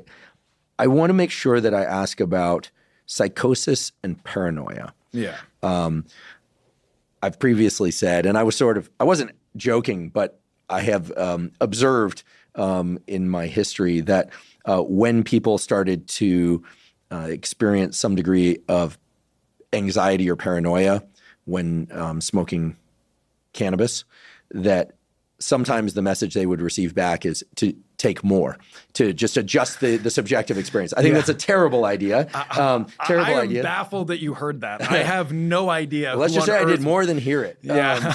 See, I've observed it. I cannot even understand that. That is the strangest thing I've ever heard, but okay, yeah. Well, usually the advice of people in terms of that was recreational drug taking, is rarely excellent advice. Yeah, that's so. Yeah, I agree with you on that point for sure. That you should not be consuming more if you're having a bad reaction to it, because that will just like grease the wheels going downhill for sure. Yeah. I also am aware that there are some very high profile papers that have been published in the last really 5 years or so, pointing to potential increased risk for psychosis of lasting duration, even after the effects of cannabis have worn off, in high THC cannabis users, in particular high THC cannabis users that initiate that cannabis use young, and this might be preferentially impacting males.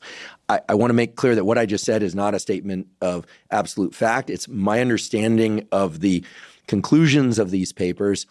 There are other conclusions in these papers also, but that particular conclusion seems to be important enough that they place it in the abstract, and it's reached major press headlines. So I guess the simple question, which probably doesn't have a simple answer, is, does THC cause psychosis? So yeah, there's not a simple answer to that. And I think that also is a question over whether you're talking about acute drug-induced psychotic episode versus the development of a chronic psychotic disease like schizophrenia. So the first arm of that is just, can people acutely have a psychotic episode to THC or cannabis? And the answer to that is yes. It's not common. I would say in terms of adverse events that happen with people consuming cannabis, it's on the rarer side, but it definitely can happen. So less than 5% of people that... Oh, much less than that. I mean, and certainly, it's if something like this was happening at a regular frequency, it would be very well known. What about anxiety attack? Yeah, anxiety attack is, I'd say, more of a standard indication that someone's kind of gone overboard. Like, that's not... Dosage overboard, or does it carry the same set and setting considerations that, psychedelics like psilocybin have? Both. So I think there's some contextual component to it. There was back in the 70s when they did more, let's say, interesting studies. There's one where basically they dosed people on THC and then had them undergo oral surgery, which seems like, in hindsight, a very bad idea. And I think virtually everyone in that study had a panic attack. So it really potentiated the stress of what they were undergoing. And had they been given that same dose in a different setting, I'm not sure it would have evoked that kind of response. But there is definitely a dose effect to this in terms of the kind of classic low dose aspects of THC or cannabis, that are usually considered more the positive, pleasurable responses that are why people use, it reduces anxiety, it relaxes, blah, blah, blah. That is more of a low to normal-ish dose, let's say, of what someone consumes to produce those responses. If they start going upwards, though, it's not like it's graded, it's like a full flip. It's not linear at all. It's almost like it goes in the opposite direction. So, someone can use cannabis to reduce anxiety, but then cannabis can also trigger anxiety in other people, and even in the same person if they consume too much. And a lot of this, at least we think, has to do with the ability of it to regulate both excitatory neurotransmission and inhibitory. And so, for reasons that we don't totally understand, there's way more cannabinoid receptors on inhibitory neurons than there is on excitatory neurons.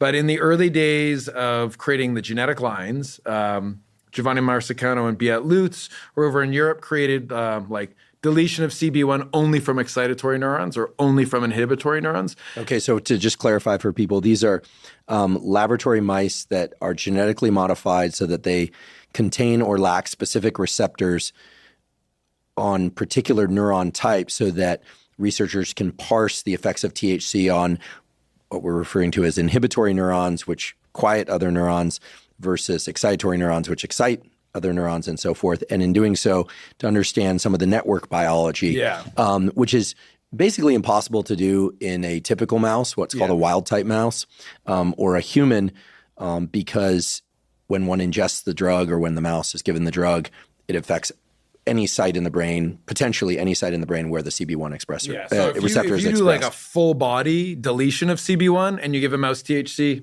doesn't respond to it at all.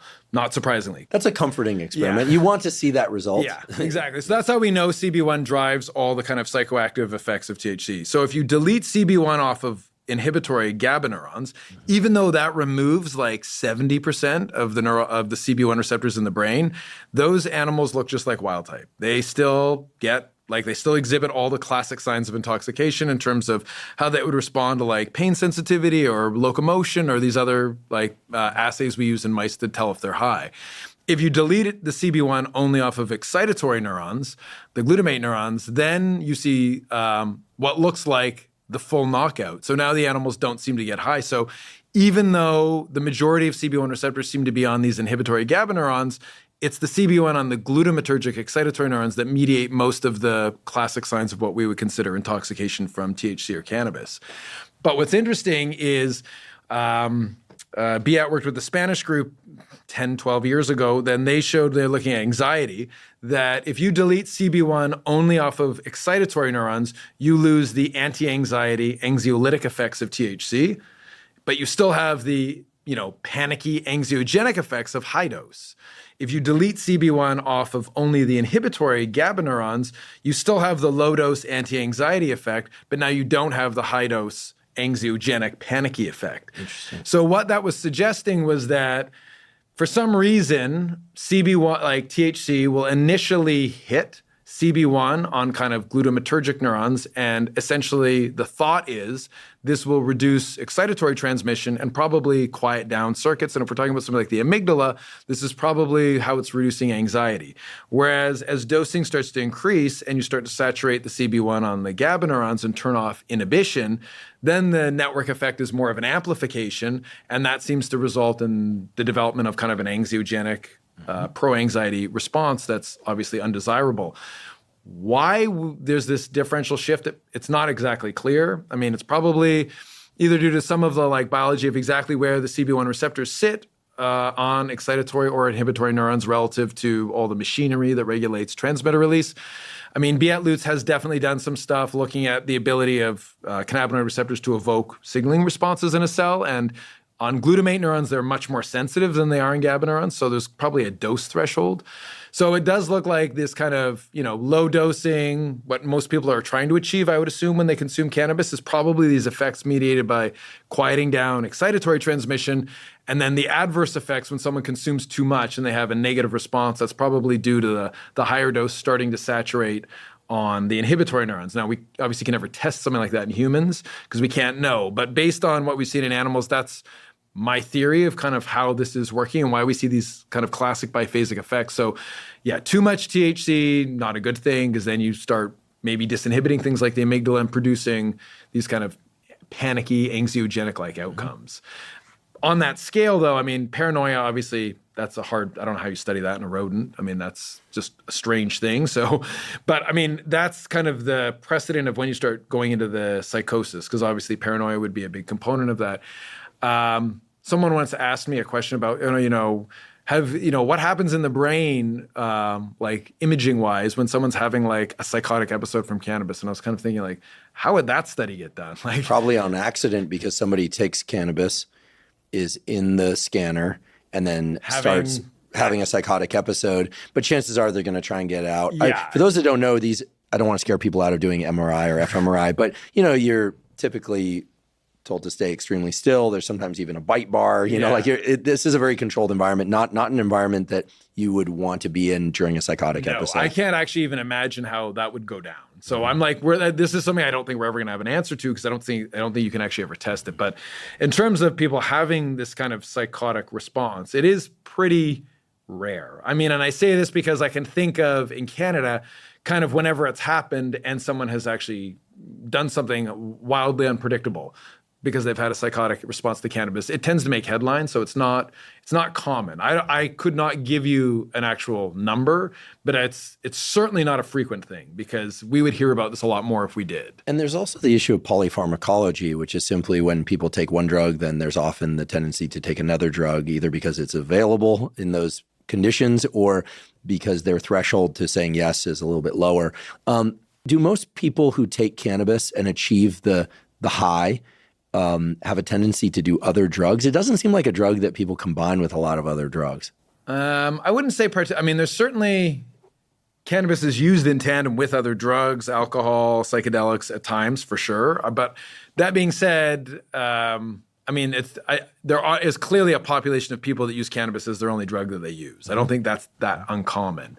But in the context of the psychosis stuff, I would definitely say, sure, if someone mixed it with amphetamine or something, you could have a very unpredictable response there. But I think the psychotic responses that have been documented that are usually purely due to cannabis. Like it's not necessarily due to some kind of drug interaction there. There is something about the way that cannabis is changing the way the brain functions in a way that for people who seem to be prone to this, they can have a psychotic response. I don't think it's a very typical thing. But when we're talking about what that means in the context of like an actual disorder, like a chronic disorder like schizophrenia, which is characterized by psychosis, I think we're talking about a whole different ballgame here. And this is an area that is, I think it's an important thing to discuss in the context of science because you can't establish causality. Like in my view, it's virtually impossible because there's just no way to control all the variables that play into this. What we can say definitively is individuals who have schizophrenia, first of all, they use cannabis at a higher rate than the general population. That's very clear. Yeah, they definitely use cannabis at a higher rate than the general population. There is definitely a relationship between using cannabis and having the initiation of the development of schizophrenia. And this is where a lot of the statistics that have been used to develop the risk assessment, essentially, like so that you have a greater risk if, like you were saying, if you've used cannabis as a teenager, you use high potency, as a lot of the research has shown, though they've done these studies and they say it relates to a greater risk of schizophrenia. Essentially, this is just a statistical association that they found that people who use cannabis, the conversion into schizophrenia happens at a higher rate, and there's more people with schizophrenia who are using cannabis.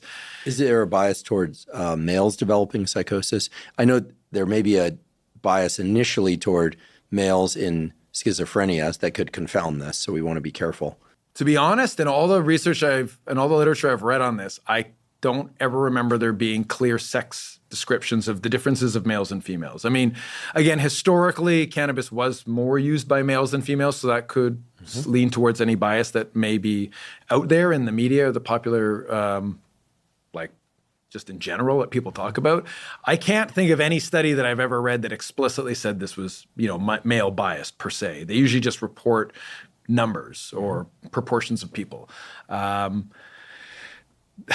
The issue is, so yes, there's this relationship that exists. And yes, we know that cannabis can trigger psychotic episodes. So if there's an individual who has schizophrenia, we know for certain that cannabis can lead to the onset of increases in positive symptoms like hallucinations and delusions, and a full-blown psychotic episode. So I think the first thing to say, which is very clear, is, in my view, if someone has schizophrenia, cannabis is contraindicated. Like, you shouldn't be using cannabis if you have schizophrenia. I think that's a risk across the board. What about a first relative who has schizophrenia? Because there's a strong genetic component to schizophrenia. So I was going to say, the next question is knowing who's going to develop schizophrenia. And obviously, we don't know this. And as you say, the only real predictive variable that we know of is a first-degree family member that has schizophrenia, means that you have a higher risk of developing schizophrenia. So again, same with bipolar. I would say if there's bipolar or schizophrenia in a family, to me, those are the people who should avoid cannabis. Just in terms of the likelihood, there's a much greater likelihood that they'd have, it would relate to the onset of a disease or could accelerate its presentation in some capacity. Mm-hmm. I think where things get really complicated in this whole cannabis schizophrenia story is the causality. And there is a camp of people who have looked at this literature and definitively believe that cannabis causes schizophrenia. And they attribute a proportion of people who have schizophrenia to only having that schizophrenia because of the fact that they used cannabis. And I think you'd had some discussion about this in the last podcast. I can't remember exactly the way that you described it. Yeah, I was looking toward some of the recent studies in Lancet, JAMA Psychiatry. Yeah. I believe we can provide links to these again. And now more recently, there's been a lot of, let's just call it mainstream media coverage of this potential, I think is the right way to refer to it, potential linkage between adolescent, teen, and young adult use of high THC cannabis and lasting psychosis. But the more I hear you talk about this, the more I'm wondering if that idea is being amplified more than perhaps we ought to let it be amplified. I mean, I think this is what happens when you have, I mean, obviously you're familiar with this. In science, there's different, some things that we can be a little bit more definitive about, and then there's some things that we just can't know for certain. It's just the way it is because of the way that we gather data and because of the way humans are. And this isn't a question I believe we can ask from an animal model perspective in the same capacity. So I don't think anyone would deny, at least anyone who's read the literature, that there's this relationship between cannabis use, especially in adolescence, and the development of schizophrenia. Now, my perspective on this is, and I'll explain why I have this perspective and how I justify it, is to me, cannabis is fuel on a fire. So if someone is prone to developing schizophrenia, adding cannabis into the mix, I think, will make it kick in faster and harder. So if there is a genetic vulnerability for developing schizophrenia or some biological predisposition that's there, I would say in that situation, cannabis can trigger an initial onset of the first episode, and it can make the prognosis of the disease in the long term a lot worse, let's say. As I recall, and I may have this incorrectly, but as I recall from my undergraduate years, what you just said is also true for military service, for people that have a predisposition to develop schizophrenia, that active military duty can exacerbate it as well. I mean, I've never heard that, but that would be a stressor, and stressors are other ways. I mean, a lot of, the situations where, some of it's the age, but for example, if someone is prone to develop schizophrenia, they move away to college. Even that stressor can be something that brings on an episode. But cannabis, very specifically, different than any other drugs, like alcohol or cigarettes, as far as I understand it at least, the temporal relationship between cannabis use and the development of a first episode can be pretty linked. But the arguments that I've always had with people in this area who are very definitive on their end of the spectrum that this is a causal relationship is, first of all, we have a few things that I would leverage as kind of real world evidence that makes this questionable. So the first one is, like I was saying earlier in the episode, I mean, we really didn't have cannabis use in the West, as a normal thing, as one of the drugs that was part of the repertoire of what people use recreationally until the 60s. So unlike alcohol, which has been there for centuries, we have a little bit of a before and after, what we can look at. The Grateful Dead. Yeah. So now, granted, we don't have really good prevalence data of what schizophrenia was in the era prior. I mean, even nowadays, our prevalence data is not perfect. But if cannabis as a solitary variable was driving the genesis of schizophrenia de novo, in the absence of any kind of biological predisposition or genetic predisposition, I find it very hard to believe that we wouldn't have seen a shift in the prevalence of the disease as cannabis became more mainstream and more widely used. And generally, schizophrenia rates have remained largely stable. People can make arguments about that, better care, other things to challenge that argument, sure. So another modern perspective would be, okay, well, let's look at Canada and the States, let's say, where we have, as I said earlier, teenagers in Canada and the States, by grade 12, 35 to 40% of teenagers have at least used cannabis, somewhat sporadically, and somewhere around 5%-ish are probably using almost daily. So we have a concentrated group of what would be the high-risk population here that are using at a pretty high rate. And then we compare that to somewhere like, let's say, Norway or Sweden or any of the Scandinavian countries where cannabis is not a thing. Certainly not at a recreational level and not in teenagers. And I mean, the use rates there are probably under 5% globally for teenagers, probably closer to 2 or 3%. So you have two countries that have pretty similar social structures and other capacities of things. We're both Western countries, and yet our schizophrenia rates, prevalence-wise, are relatively comparable, and yet in Canada and the States, our cannabis use rates in adolescents are wildly amplified compared to those countries. So again, if this was causing schizophrenia to develop as a disease out of nowhere, how would that not track? How would that not be seen when you just look at individual variances across countries and prevalence rates? Yeah, I hear your point loud and clear. I seem to recall that there is a higher incidence of schizophrenia independent of cannabis use, closer to the poles, and less so at the equator. I don't know if those statistics still hold up, but I have no idea. Okay, Yeah. I don't know. Be interesting for us to look into that because then it would argue that since we're comparing very northern locations to less northern locations, that perhaps cannabis was sort of exacerbating you could the probably use Greece or Italy. I mean, they're going to have cannabis use higher than Scandinavian countries, but it's going to be way lower than North America still, because it's just.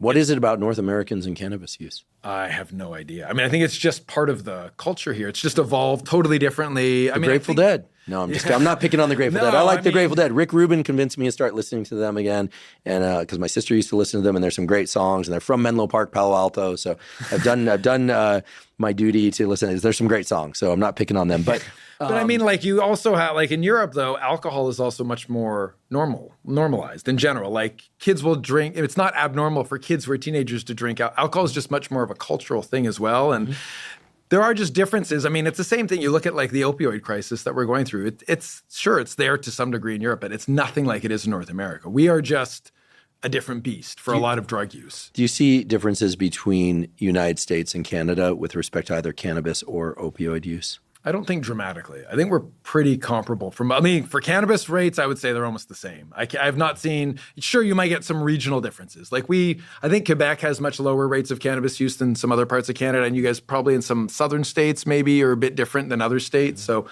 I don't know about that. But again, overall at a federal level, I think which is where most of the data aggregates, I would say that they're pretty comparable with each other. So they're not wildly different at all. And again, even if you talk about climate, a lot of the U.S. is a lot warmer than Canada, and you guys are certainly closer to the equator than we are. So I mean, we know, like, you do see higher rates of schizophrenia in urban settings than you do in rural settings, and so it's a stressor argument.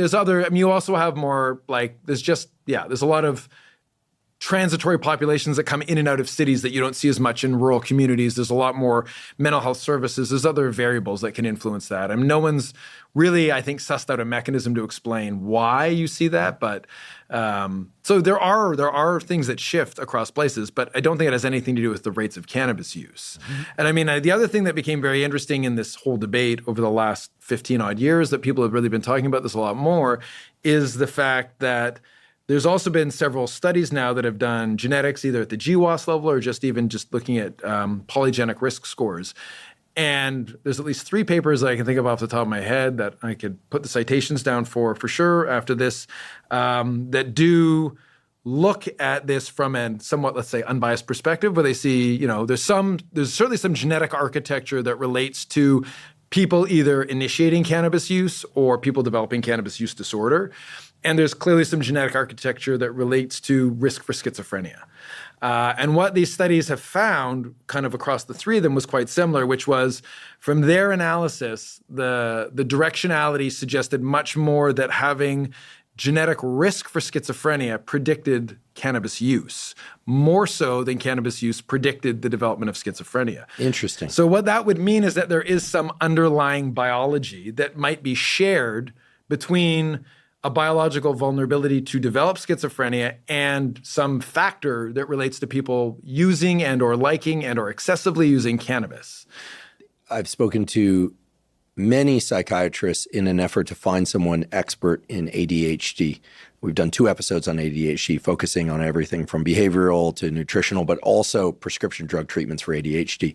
And what's interesting is that all of them have relayed the fact that many people, not just young people, but adults with ADHD, will often use, not necessarily abuse, but will use stimulants like coffee and other forms of stimulants to a high degree. And then, of course, you can say, well, perhaps the stimulants are causing ADHD, but they actually argue for the opposite, which is that people are attempting to self-medicate. Yeah. And then it's perhaps no surprise that most, not all, but most of the medications that are approved for the treatment of ADHD are variants of amphetamine or similar. So it's another case where, depending on whether or not you look through the lens of the drug leading to the condition or the condition leading, or through the lens of the condition leading to the use of the drug, you can end up in 2 very different places, but it looks exactly the same through each lens, so to speak. Oh, no, I think and this is, I've debated with other researchers in the area in print and in person about the different interpretations of this. And one of the possibilities is, again, this idea of self-medication. I mean, independent of there being some underlying biological thing that just is a third variable that explains the relationship between cannabis and schizophrenia. The other possibility is self-medication. And there are some studies that suggest this and others that don't support it.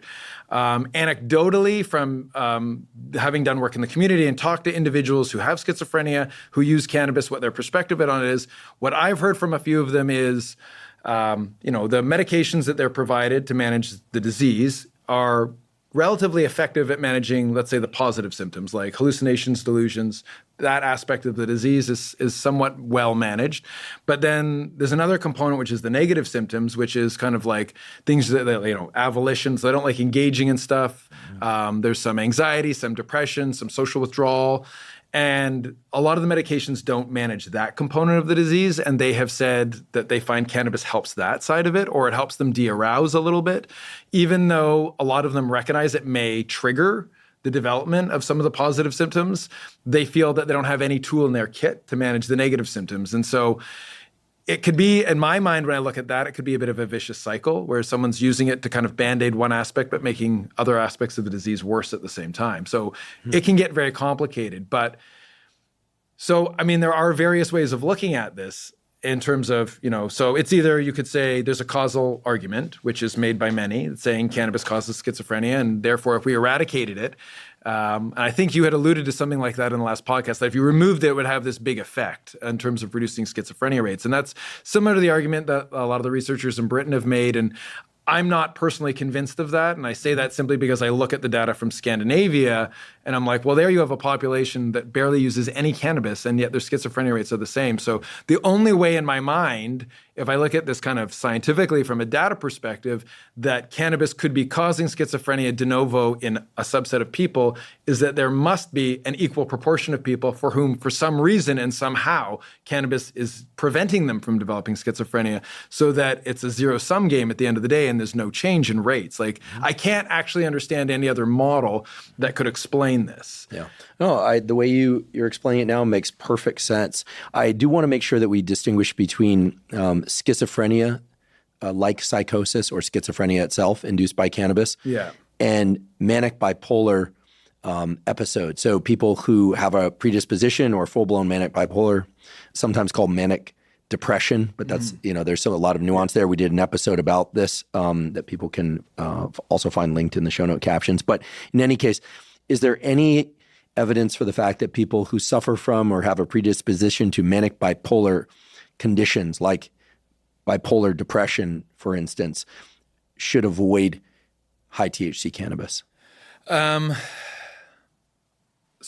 first of all, for in like heritability family trees, for example, where you look at something like bipolar schizophrenia, the two do kind of track together. Sure. So it's not, I think it's hard to separate these in some capacity because, I remember years ago at Society for Neuroscience, Glenn Close was one of the, I don't know if you were at that meeting, but Glenn Close was one of, she was one of the public speakers, and she had talked about schizophrenia in her family tree, and she kind of put up this family tree of like, her family and the previous relatives in her family, and showed like the individuals who had schizophrenia and bipolar as well. And this is something I think that's been seen a fair amount is there is some co-relationship in the way that these track at a heritability level. And so I don't know that area really well enough to be able to comment on it. And from the cannabis perspective, bipolar is definitely much less studied and focused on than schizophrenia is.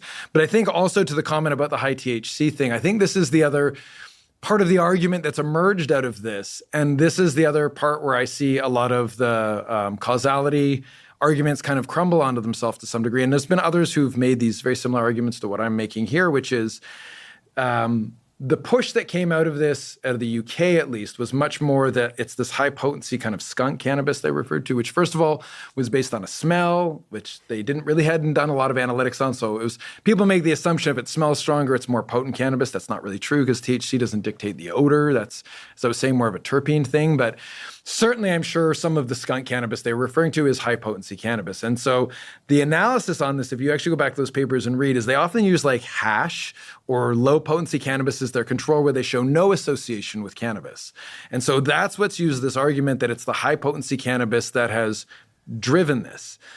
So now the problem with this argument, in my view, again, I look for what is the answer that fits in with the data? Like, what's the most parsimonious explanation here that everything can be explained by?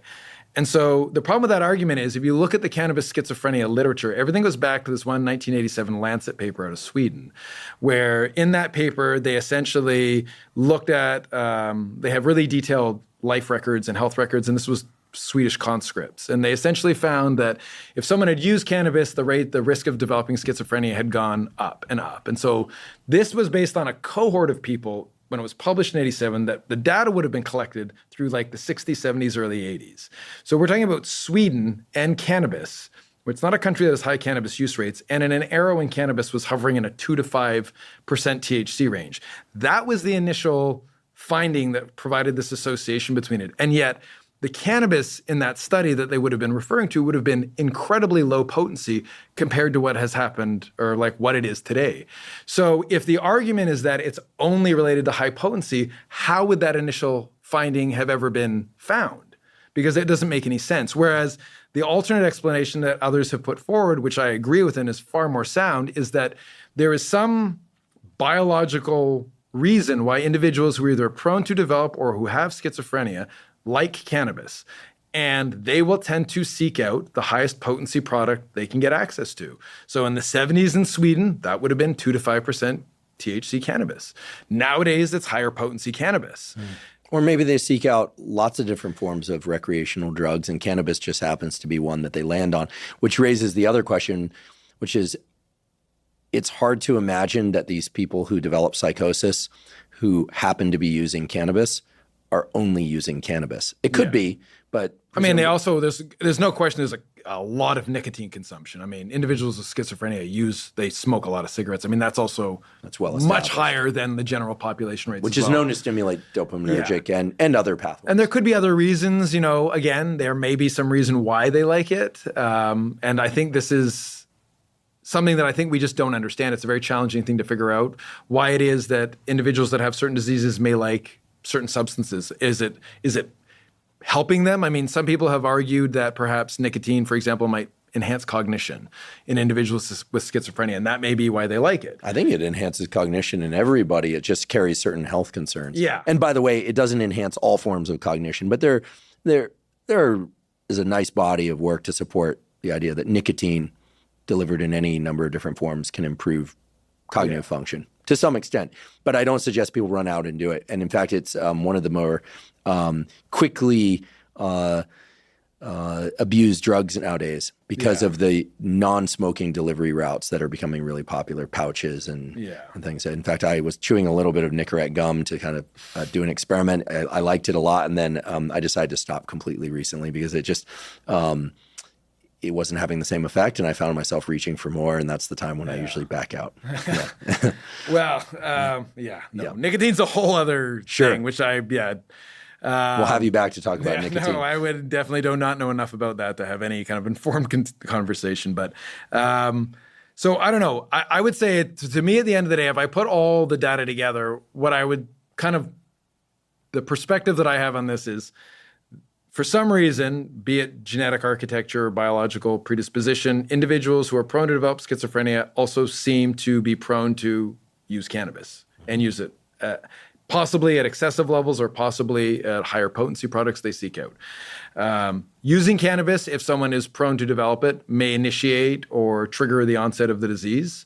And I think in the long term, it will likely make the prognosis of the disease worse. So if you were a psychiatrist in a clinic and you consistently see patients presenting saying, I didn't have psychosis, I used cannabis, now I have psychosis, and it converts into schizophrenia, I can understand why the association would be made regularly, that there's kind of a domino effect here and causality becomes attributed. But I think when we take a step back and look at the larger data in its kind of entirety, to me, it's a very tricky argument to make because there's a lot of things that you just can't explain from that perspective. Mm-hmm. And this is also one of the things that I find absolutely bizarre about cannabis in general is it's a wildly polarizing topic of conversation. Mm-hmm. And people have incredibly deep-rooted opinions on both sides of the spectrum. And for some reason, if I don't say cannabis is the devil and causes disease. That means I'm an advocate. And then on the other side of the coin, if I don't say cannabis cures everything, I'm a prohibitionist. So like I'm in this fun position where I get hate mail from both sides. And everyone just generally, depending on their perspective, thinks that I have a bias kind of going in one way or the other. And I'm very, want it this way or want it this way. And at the end of the day, I'm just like, no, I just like data. So I'm like, I'm going to try and answer things as best as I can with data. And to me, that's the perspective I've maintained. And I do think that like, these aren't trivial questions, because when we went through the legalization process in Canada, this was we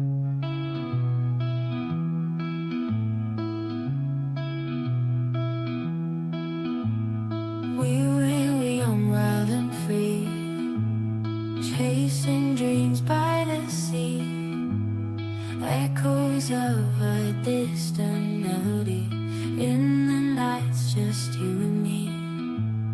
Photographs and shades of gold, stories that we've never told, memories that never grow old.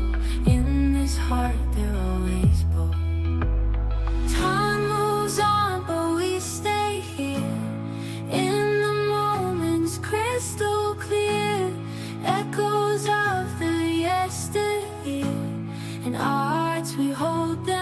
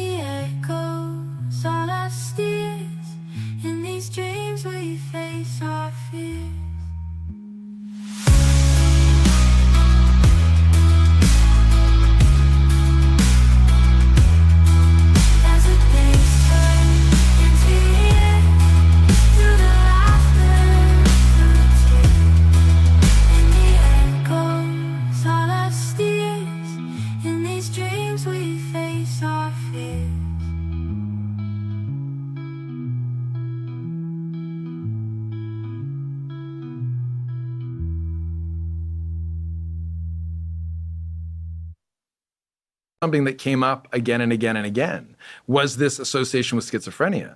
And in the UK, this is something that comes up again and again and again, because whenever there's any discussion about the UK moving forward to legalization, these ideas come back. And so the public health kind of consequence of this is not intangible. And so for people to be making these very strong causality arguments and having this kind of opinion that a lot of people just take up, I think can have a lot of influence. And so that's why, like, there's literally no reason I should have a dog in this fight. I don't study schizophrenia in any capacity.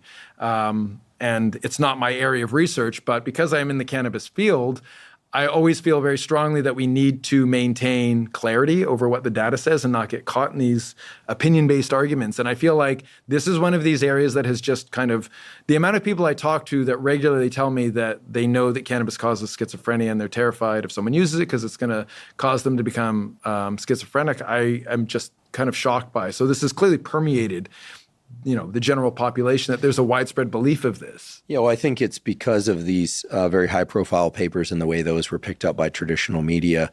Yeah.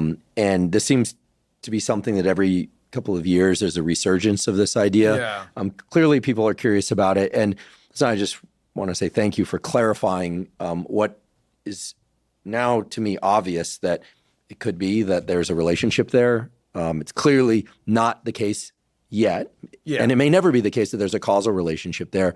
And it could just as well be that people who have a predisposition to schizophrenia are seeking out cannabis use and engaging in cannabis use. Yeah. And I think that's a very important principle for our listeners and viewers to just hear and understand anytime we're talking about a substance and a condition.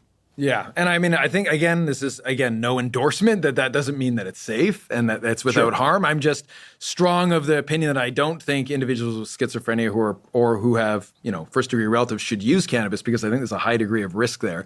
But that's a very different argument than saying cannabis causes schizophrenia, and if we remove it from society, we'll see drops in rates of schizophrenia. I don't believe there's any evidence that actually could support that.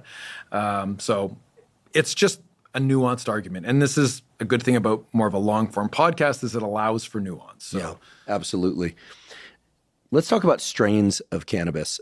I've spoken before about the sativa versus the indica strains, and certainly there is a lot of subjective anecdotal descriptions about differences in the quote-unquote effects of those as reported by users. When I talked about this before in the cannabis episode, I leaned on a paper that took those subjective reports of arguably many, many people, pushed those subjective reports through what was known about the strains they claim to have used. So this is, people are reporting their use. We assume honestly, but you always have to assume that I guess people could be lying about which strains or misinformed. Yeah. And then using machine learning to couple their subjective experiences as they report them to indica versus sativa strains. And then by looking at the chemical composition of those different products, because these were products that they had consumed, trying to tack chemical composition to strain, in this case, mainly the indica sativa discrepancy, to subjective experience. And I know that you and presumably others in the field of cannabis research take real issue to that sort of approach. And perhaps, I have the feeling this is what you're going to say, rest on the idea that we, at least at this point in time, really can't say anything about the different biological effects of sativas versus indicas. And yet at the beginning of the episode, you said that there are many, many different cannabinoid compounds in cannabis. So 3 questions, and I'll keep these very short. 1, do you think that there are different subjective effects of different strains of cannabis that can be attributed to the different strains, right? Not just to individual differences in experience. And then the second is, do you think that there will ever be a time in which we can understand this plant, flower, right, to the extent that we can engineer it to provide specific subjective experiences, perhaps more positive than negative, et cetera? And then there's a third question, but I'll hold off. Okay. So, yes. So going back to just the idea with the indica sativa thing. So the indica and sativa names, at least from everything I've understood from everyone that I talk to and being in this field, those are botanical terms that largely refer to shape of the plant, the way the bud grows, blah, blah, blah. They do not track with chemical composition in any way. In fact, Nick Jikomes has done like a lot of analysis of like thousands and thousands of different kinds of cannabis that have been submitted for kind of biochemical analysis to understand THC, CBD, terpenes, minor cannabinoid content. And essentially, his work, as well as from all the people that have done the genetics on this, is the variability that exists within what someone calls an indica or a sativa is greater than the variability that there is between them. Mm-hmm. And there is no such thing as a chemical profile that exists in something that's a sativa versus something that's an indica. Is it possible that there's a chemical profile that relates to the most common indicas are most common sativas? I mean, I think in Nick's analysis, there was like a couple of terpenes that may have loaded on a little bit onto things that were sativas, but there was tons of sativas that didn't fall into that bracket. Okay, well then that immediately, to me, negates the sort of premise of this paper that I was referring to that divides according to indica sativa. And yet the paper is also trying to distinguish among all the different types or products of cannabis. Yeah. Meaning, is there some other feature of the cannabis plant that does relate to these different subjective effects? Because people do seem to get different subjective effects from different products that relate in some way to things other than the concentration of THC. Yeah, my honest opinion is this is expectancy bias. This is all expectancy bias. I mean, I see. So they purchase something that they think is going to make them calm and it makes them feel calm. if 20 people tell you that taking this makes you calm, you cannot remove your expectation bias from the fact that when you consume it, you feel calm. And this has been, I think, one of the most common things with cannabis is like this whole area is so ripe with these expectancy biases that people have about what they assume. If someone goes into, and a bud tender tells them, this is a sativa, it's going to energize you. There's no way to remove that expectancy bias from what you get. And I mean, from talking to a lot of people that kind of study this more explicitly, they always say the biggest predictor of what someone feels when they consume cannabis is what they're told on the label it's going to do to them. I mean, and that's pretty wild. It speaks to, I did an episode on the placebo effect. Yeah, it's and similar, a lot of people hear placebo effect and they go, okay, well then everything's a placebo. The placebo effect is amazing.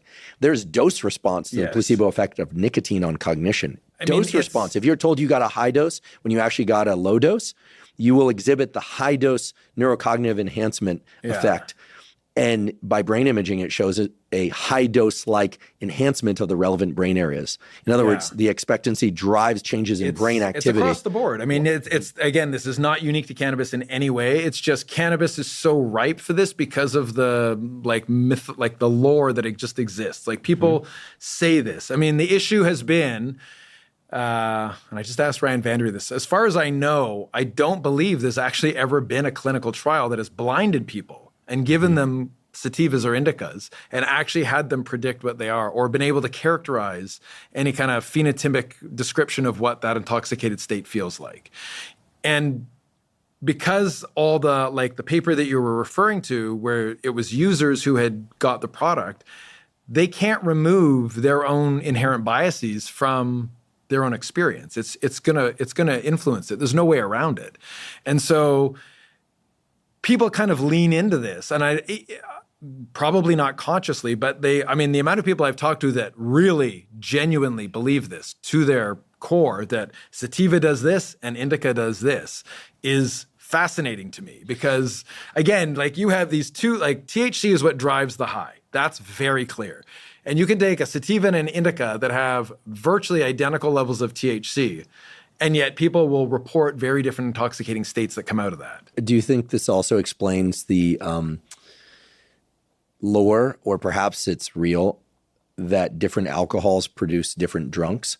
I've heard of, I've got friends who will swear that whiskey makes them feel aggressive and vodka, is mellow, and that white tequilas feel different than the other tequilas. And, for people listening to this, they go, okay, well, that's not science. I agree. That's not science. That's just anecdote. Yeah. And yet, the chemical composition of these different drinks is different, but ultimately we're talking about alcohol. Right? Different sugar contents, different hangover propensity. I mean, I have to believe the majority of that's an expectancy bias. I have a hard time believing that these things are really driven by fundamental biological differences within, because anything else that's the thing, sure, some of the labs now, there is a movement to start looking at, can certain compositions of other things in cannabis start to maybe modulate or influence? This is called, I think I've said this before, the entourage effect, this idea that THC alone might do one thing, but then layering in other terpenes or minor cannabinoids may influence that effect. That is a theory. That's not a thing that we know definitively in any way. And in fact, there's virtually no research that's ever been done to test this. There's some stuff that's starting to come out now, like Ryan Vandry at Hopkins recently published a paper where they kind of, in a dose-dependent manner, added limonene, which is one of these terpenes, like I said, I think gives it like a citrusy odor, into the THC, and did find at a really high dose, probably a dose that I don't think you could actually find in cannabis. It's a little bit higher than what you would have gotten there. But limonene did seem to be able to curb the ability of high-dose THC to make someone feel anxious. And this was done in a blinded manner. So there's, I think, some validity to the interaction. Whether that's occurring in cannabis naturally because of the levels of THC to limonene, I don't know. But it really was one of the first demonstrations that adding in a terpene could actually influence a component of the intoxicated state in a blinded manner, I think is interesting. And Ziva Cooper, who's here at UCLA, is doing some work with beta-caryophyllene, which is probably the second most abundant terpene, I think, from Nick Jacomos's work. I think myrcene may have been the highest prevalent terpene across all types of cannabis. Beta-caryophyllene is probably the second, and limonene, I think, is probably the third. And so I think so they're looking at, I think Ziva's work is in the context of pain. So they're trying to look at if a fixed dose of THC, if you add in varying levels of beta-caryophyllene, does this influence this? So, because again, you do see this in patient communities where they say, well, this strain helps my pain better than that strain. Mm-hmm. And so it's like, okay, is there actual legitimacy to this? Or again, is this just an expectancy bias because someone who sold this to you told you that this strain is better for pain? And the problem is these are all subjective endpoints. I mean, this is like pain, sleep, anxiety. These are all, it's how someone personally experiences it. And we know from all the clinical trials that study pain, sleep, and anxiety, there's massive placebo effects that happen in all these conditions. And so it's very difficult to actually make any kind of sound statements about this in the absence of there being kind of clinical trials that have clearly started to do this. But it's like, as you can imagine, when you start doing the math, given the amount of terpenes and the amount of combinations at different levels, how overwhelming this could become. Because maybe, there's a few that you need in there that interact with THC, not just one. There is like a lot of work that's happened in the last few years that has really started to try and look at if these terpenes or minor cannabinoids act at the cannabinoid receptor, which none of them seem to. So this isn't like you've got things that modulate how THC is binding to CB1. If they're doing something else, it's probably through an interaction with another neurochemical system that's influencing what THC is doing. So I'm not against the idea that like different chemovars or what people call strains of cannabis could do different things subjectively. I just am remiss to believe this until I see some blinded data, because I think outside of that, we know how powerful an expectancy bias is. So it makes it very, very challenging to make any kind of firm statements. Mm-hmm. And so kind of in the context of like how you introduce this, that was, again, I think like one of the issues that I took with the other podcast was because, as you've said, I understand the thought process you went through. Like you had this paper where people were reporting subjective effects. There's some neuroimaging data that's been done with cannabis. So you kind of said, okay, this is what that was, and that was what sativa did, and versus this is what indica did. So I think it's important that you explain that, because I do think that like... Well, that's what the data pointed to. But now what I'm realizing is that anytime we're talking about cannabis, because of the 70 plus cannabinoids present that could modify or join, so work in parallel with the effects of THC, we're really talking about polypharmacology. Possibly. It's not a pure substance. It's not like giving anandamide. Yeah. Or it's not like, adjusting levels of endogenous anandamide. Yeah. This raises, I think, an equally important issue for us to resolve, which is CBD, which we didn't talk about earlier. When Nolan Williams, who's a psychiatrist, he's one of these phenoms, triple board certified psychiatry, neurology, colleague of mine from Stanford School of Medicine, who mainly works on ibogaine and transcranial magnetic stimulation. But we talked about cannabis a bit when he was on the podcast, and he mentioned a strain of cannabis that is available in Colorado, which is pure CBD. I think it's called Charlotte's Web. And the parents of children who have epilepsy will move there or go there just to get this strain because it seems to help their epileptic seizures. Yeah, I mean, I would say that's definitely not true nowadays. That pre-legalization anywhere outside of Colorado, that was true. People were gravitating there towards it. Yeah, so the questions are, could you tell us a little bit about the biology of the CBD receptor, mainly as it relates to CB1 or not? Does it bind CB1 as well? If not, how is it working? And you mentioned that people will not report any subjective effect of taking a pure CBD compound, so lacking THC, but it sounds like it may have some usefulness for treatment of epilepsy. And what are some other established, meaning clinical trials and or lab data to support the use of CBD for any type of either psychiatric condition, pain, et cetera? So, I mean, the first thing that's interesting that I think a lot of people don't understand about CBD is CBD doesn't really exist in any form of street cannabis, and it hasn't for a very long time. You meaning there's no CBD in there? There's very, very low levels of CBD. And the reason that is because THC and CBD are both made from the same precursor molecule. And which direction it goes in is based purely on which synthetic enzyme converts it to either THC or CBD. And so as people have clearly chased THC and wanted cannabis that's rich in THC, and so cannabis has been bred to become higher content in THC, by default, CBD has been bred out of the plant. And it has largely been bred out of the plant for quite some time. And so I always find it interesting that there's this community that's like, oh, well, THC is the recreational cannabis and CBD is the medical cannabis. And I'm always like, that's bizarre, because historically, there's always been THC has been what people have bred cannabis for. And so kind of any medical benefits that people have reported from cannabis per se usually are THC and CB1 driven. CBD is this other molecule that we can go to the pharmacology in a second, but again, I think in the analysis that Nick Jikomas did of all these strains and types of cannabis that exist in the United States when they went through their thing of thousands and thousands of kinds of cannabis, it was 3% of them maybe had more than 1% CBD. It's very low. There's almost none. And in Canada, to get a CBD-rich strain, you have to basically explicitly buy it because it has to be bred to make CBD. And so this is the kind of chemovar distinction. I think you did allude to this last time, which is the type 1, type 2, type 3. So type 1 is high THC, type 2 is somewhat balanced, and type 3 is high CBD. And now I think 90 to 90 something low percent of all cannabises that are out there are type 1. They're all high THC because that's what's been bred. There's a few that have been mixed and so are kind of equal proportions, but you're never going to get high equal proportions. So a high THC cannabis is 20 to 30%. If you go for type 2, which is mixed, they're both going to fall around 12%.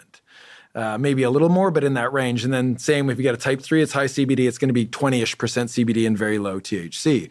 And so no one has ever kind of grown CBD-rich cannabis outside of this recent boom in the last decade that's happened about people wanting CBD because of the Charlotte's Web, which was popularized by, I think, Sanjay Gupta on CNN in 2012 or something. It was a while ago. But that was what got a huge movement going around this idea of CBD.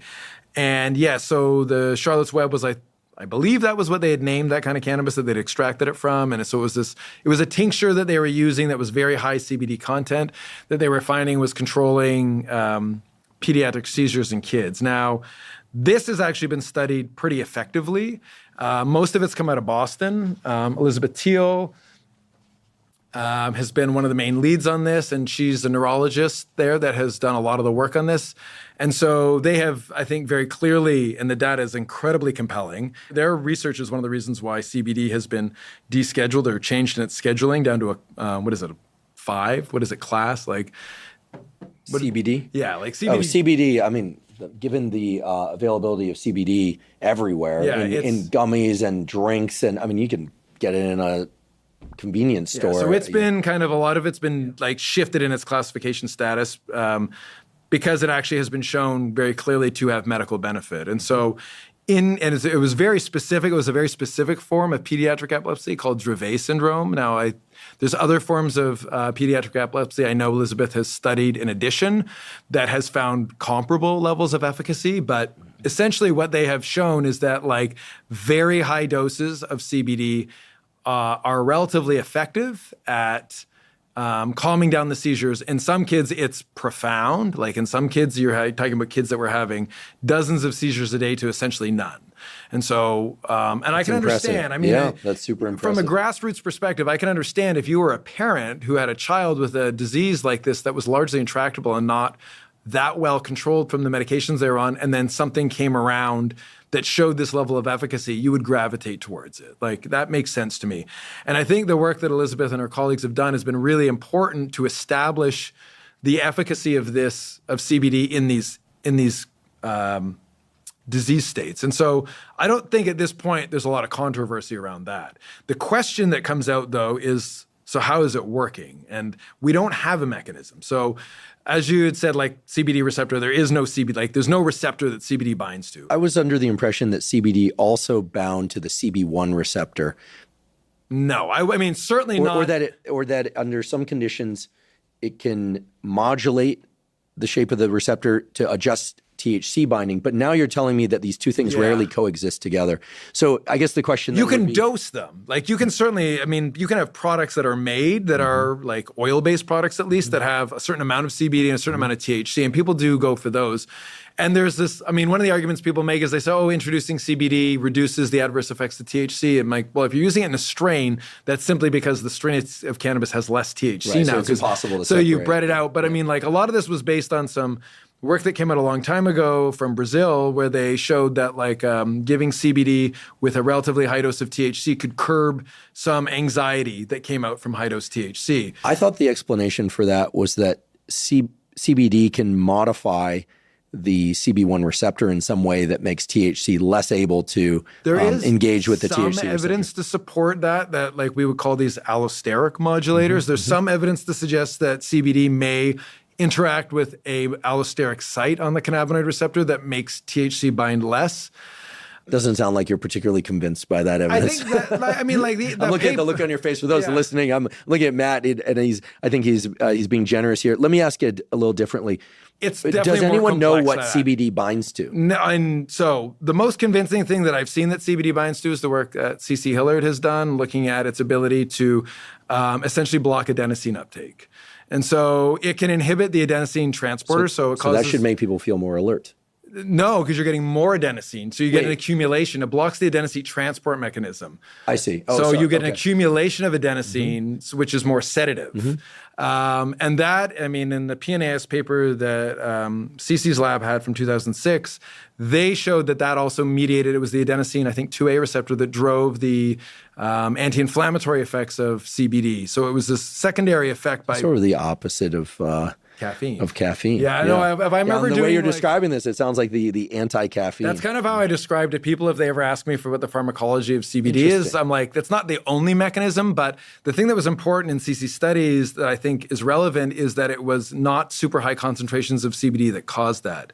So you could get this adenosine accumulation at, you know, you're not talking like micromolar levels of CBD, which is what a lot of studies have done. And so even when we're talking about the allosteric modulatory site, like, yes, there's evidence for it. And it is convincing evidence. It's just the dose range in there. You're kind of like, who's getting hit with CBD at that level where you're getting these effects? And more so when they've done the blinded work, like when Ryan Vander at Hopkins again, who is one of the main people who's done a lot of this work, has actually blindly given people CBD dosing with THC, finds the opposite, that it actually amplifies some of the effects of THC.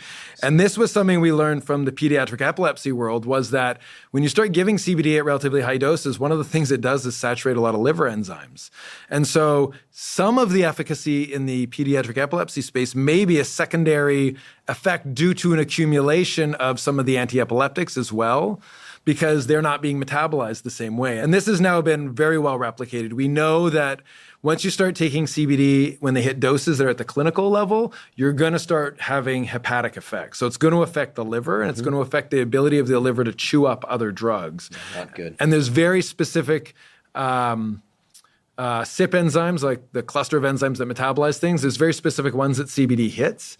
And so as a consequence, one of them is what chews THC up. So you can get a potentiation of THC by inhibiting its metabolism if you have high enough CBD on board. Given the effects on adenosine that you described before, that it's sort of what we're calling, just for sake of discussion, the anti-caffeine, how do we explain the preponderance of CBD added to energy drinks that also contain caffeine? There's like no logic there. Bias. There you go. Everything can't be expectancy bias. I have a feeling it's going to be interesting to see in the comment section on YouTube. I mean, presumably there's some regular pot smokers listening to this. And, you know, the expectancy bias is so strong, as I alluded to in the placebo episode and we've been talking about here. And yet it's so strong that I think people will also be convinced that there are real differences between different strains because they've maybe done the, you know, non-formal blind someone gave them their weed and someone else, and then they got a completely different effect, right? They're not expecting something different necessarily, or in a particular direction, but they get a very different effect. But that to me just speaks to the idea that, again, cannabis sounds like polypharmacology, 70 different cannabinoids, in some ways, THC being among the more powerful components, but it's yoked in the sense that, as you said, people self-regulate their intake provided they're smoking, not ingesting it by edible. And so it's almost like THC is being held constant. And then there's this constellation of other things around it that are modified. And people eventually veer towards what they like, what they can afford, what works with their lifestyle. And then they come up with a bunch of theories based on packaging, what they're told, but presumably also some real effects of these terpenes, the CBD component, et cetera. It can't all be just psychological expectation. I mean, so what you're saying is like what we said is the entourage effect. And I think that is a theory that is held by a lot of people that this exists. I mean, the reality is these terpenes and minor cannabinoids exist at such low levels that like there's a couple of kinds of cannabis that might have like a high enough level where you're seeing something. But yeah, I mean, I agree to the extent that it would be a little wild if everyone's subjective experience across different kinds of cannabis was entirely driven by some kind of expectancy, which I can't imagine is accounting for all of it. But I think when we talk about sativa versus indica, I think there's a huge bias that's going into there. But one of the things with CBD that's interesting, unlike THC, is you can actually do pretty clean blinded studies because it's really hard to give someone THC and them not know they're on THC. Right. This was the big problem with the MDMA trial that happened recently, is that people who got the placebo knew they got placebo. People who got the drug knew they got the drug. It's very hard. You could do a dose response, but it's very difficult. It's very challenging to give someone a psychoactive drug and a placebo and them not know which one they have. Whereas because CBD doesn't produce an intoxicating state, and it's not really perceptible from the person who's taken it, that it's doing anything, that actually does make it far more amenable to do blinded trials with. And so, I mean, the interesting thing with CBD, and this is where I get a lot of people that get angry at me as well, is that I would argue that the overwhelming majority of the effects of CBD that people report are all placebo effects. And I say that because people leverage the epilepsy stuff and some of the clinical work and say, but we know it does things. And my response to them is, do you know what dose those people are getting? Because this is something that for some reason has not made the transition from science into pop culture. This is a similar phenomenon with GLP-1. I and other people have pointed to the fact that certain food products or certain drinks or certain activities can increase GLP-1, glucagon-like peptide, which is now becoming more commonplace knowledge because of Ozempic, Mounjaro, et cetera, as very powerful weight loss tools, although there's questions about muscle loss, et cetera.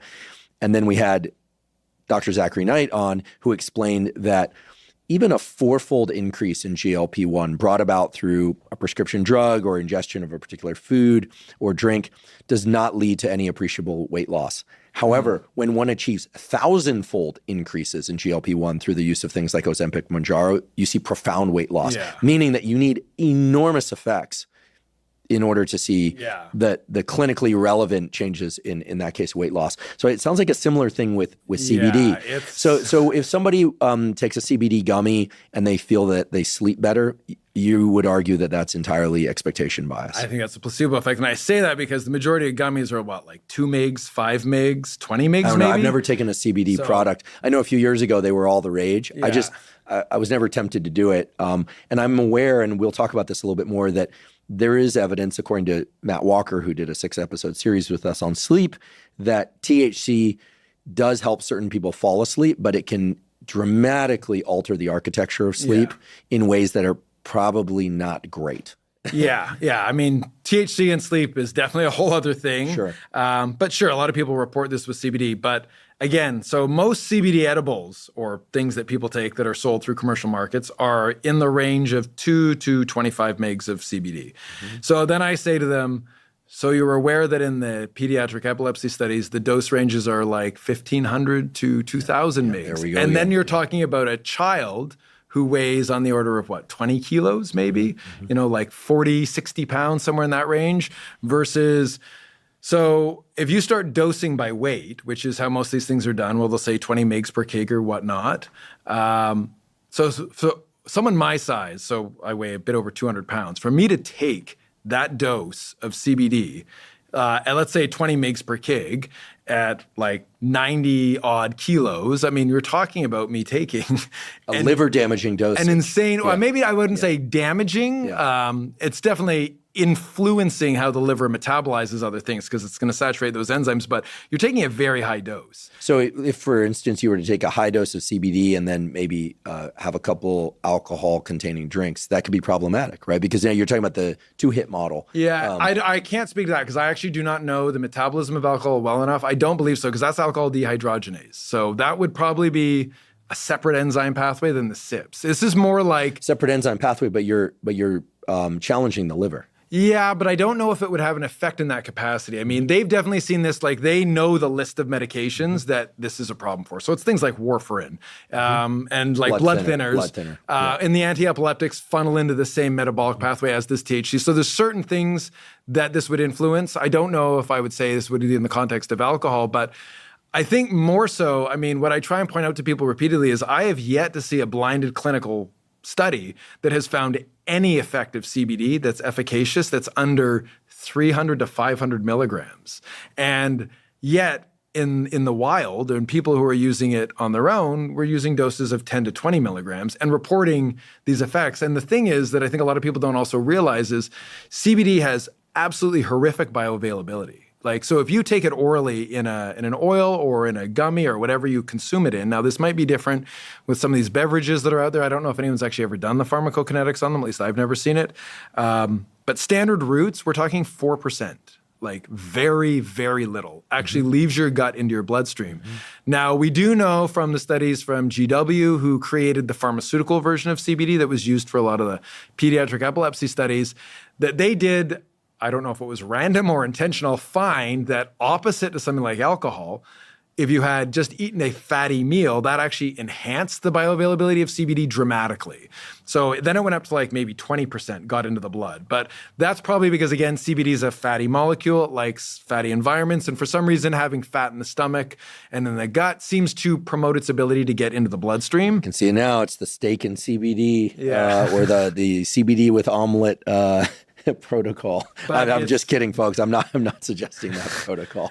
But yeah, I mean, and so because of this, it's like you're taking very low doses of CBD that have very poor bioavailability, and then people really stand by the effects of these. And so I'm like, you know, what I would always say is if it works for you, there's no reason to stop it, but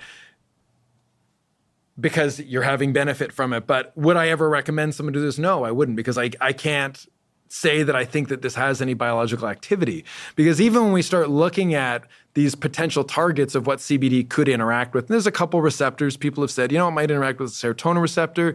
There's some of these like random orphan receptors that we don't know a lot of what they do that CBD might interact with, but like the concentrations you need to hit those are reasonable. And you're not getting that in the blood and certainly not in the brain of people from consuming incredibly low doses of CBD. So the whole market that exists for CBD, to me, is a little bizarre. And I think for a lot of us in the cannabis field, this has been one of the most bizarre social experiments we've ever watched because, like, you know, if you asked me in 2010 to walk into a room and ask how many people knew what CBD is, like maybe 1 out of 100. Like no one knew what CBD was. And now it's like 80 to 90% would know what it is because everyone, you can't walk down a street in any city in North America and not see CBD products, whether it's some kind of cream or like a shake or some random like concoction that people have added CBD because now it's gonna, you're saying the energy drinks, like it's bizarre to me how much this has taken off because it seems to have somehow migrated into being a health product in some capacity. So yeah, I've never tried any of these CBD containing products. I think a lot of what you're describing speaks to the fact that,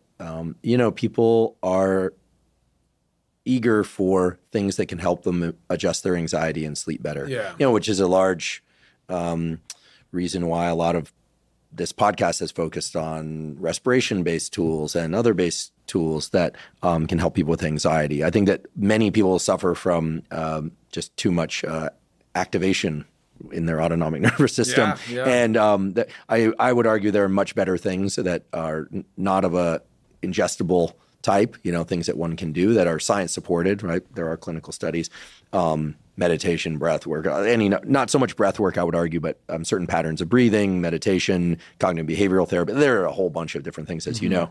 So I don't know what explains the CBD craze, but you certainly have shed light on what is and mainly what is not known about CBD. And I think it's really important for people to hear. Yeah. I mean, again, I think from my point of view, it's an ethical thing as well, because like this isn't covered by insurance. People are spending their own money on this. And so I find it really challenging to recommend someone to be spending especially if you're talking about an actual clinical dose. I mean, for someone to take CBD at the level where it could actually be shown to have some benefit in some condition, of which currently it really is just pediatric epilepsy. Like this idea with sleep, pain, anxiety, there's not a lot of super conclusive data. And I'd say most of the trials that have been done have not found really good evidence of benefit in any capacity. So it makes it very challenging to recommend this in any capacity, especially, I mean, if finances aren't an issue, sure, go for it. But, I understand people are, like you say, looking for solutions. So it doesn't sound like CBD is the solution. I am not convinced by the data that exists that it's really doing what a lot of people claim it's doing. Mm-hmm.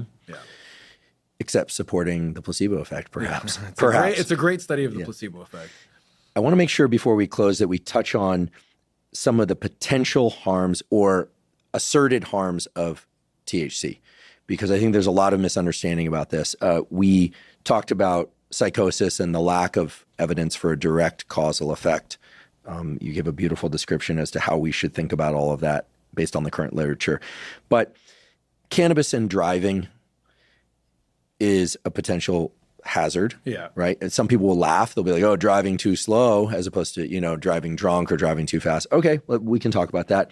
We talked about the potential for addiction and the evidence potentially for and against that, right? There's also the big black or gray box of, all the things we don't know about what regular cannabis use could do. And yet I know a lot of people who've used cannabis for years, mainly as a replacement for alcohol. At least that's how they describe it. Well, it's not as bad as alcohol. You hear that a lot, okay? But what are some actual, if any, what are some actual harms of cannabis use that people need to take into account and just weigh against the fact that every compound, caffeine, even water can kill you if you drink too much of it. And then let's make sure that we touch on this issue of cannabis and driving or operating machinery. But I think the machine most people are thinking about these days is driving. Yeah. So health harms, I mean, someone smoking, obviously there's risks for lung damage. I would say the evidence for things like lung cancer certainly don't hold the way they do with cigarette smoke. Because people are smoking less of it, or there's just fewer carcinogens in there? I don't think you could make the argument about fewer carcinogens per se. I think probably it relates more to the frequency. I mean, Donald Tashkin, who's in California here, I think he was at UCLA. I'm not 100% sure, but I know he was in California. He did like very long-term studies tracking cannabis smokers and basically did not find associations with lung cancer the way that you do with cigarette smoking. Why that's the case, I don't think anyone has. Like, people have theories. Some suggest because a lot of this in vitro animal work with really high dosing suggests it could have anti-proliferative effects for tumors. Whether that's real or not, I don't know, but like, I think more likely it's because most people who smoke cigarettes, at least that were, the relationship with lung cancer, were people who were smoking regularly throughout the day. And it's very rare someone smokes cannabis at that frequency. Maybe if they isolated that population, they would see relationships with lung cancer. I just don't think it's been borne out by the data the same way. Certainly lung damage, emphysema, things like that are on par. As if you have any combustion product, you're going to have damage there. There's no question about that. So again, harm reduction perspective would be, oral routes of administration bypass lung damage. They come with their own issues with dosing and whatnot, but if you're talking about physical harms, that's one thing to avoid that you could bypass that aspect of it with. There is some, I don't think we are at a point where we can say the state of it. There is something with cardiovascular function and cannabis that relates to higher frequency of strokes perhaps, or cardiac events in some capacity. The data is not entirely clear in this sense yet. I mean, we don't see, again, it's not like super clean relationships like we're seeing that were there when they established, cigarette smoking and lung cancer kind of thing. I think that effect was so profound, and the population of smokers used to be so high. It was. Can this potential, I want to highlight potential relationship between cannabis use and cardiovascular issues be bypassed no pun intended, by using edibles, not inhalants, or is it related to THC itself? I would probably guess, and this is a guess, that anything, again, combustion smoke-wise, I mean, maybe not vaping plant matter, but at least the combustion from smoking probably exacerbates this, just because any kind of combustion product is going to have some vascular effects to some degree on the system. So I imagine it would make it worse. But THC itself has a very complex effect on cardiovascular function because it tends to cause typically vasodilation. So you get widening of the blood vessels, which is why it relates to a lot of people will experience postural hypotension. So sometimes what that is if you stand up and your blood pressure doesn't catch up with you, so you get really lightheaded and people will collapse. And so this is not uncommon to happen to people and with edibles as well. So it's not just from smoking. But when they've consumed cannabis in some capacity, there are some people that seem to be very sensitive to the vasodilating effects. And so when they stand up, their blood pressure can't match the shift in gravity that happens. And so not enough blood perfuses the brain and they go down. Mm-hmm. And that can be transient. They'll come to a minute or two later, but it happens.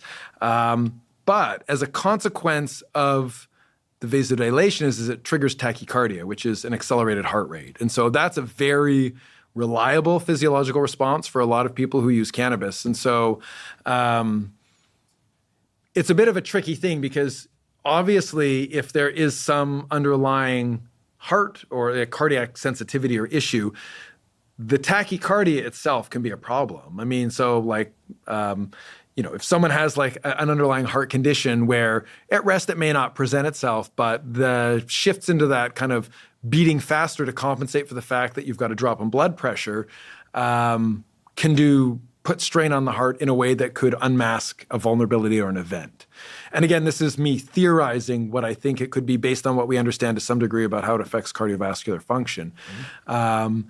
There are occasionally people who have reported having like elevated blood pressure. I mean, some of that also could be from like an anxiety state or whatnot coming around. But the typical response, and this is usually driven by cannabinoid receptors that are in the vascular beds themselves, that it causes a vasodilatory response. And so that is usually the first step. The second is the uptick in the heart rate. So you get these kind of effects over time. There's some work looking at like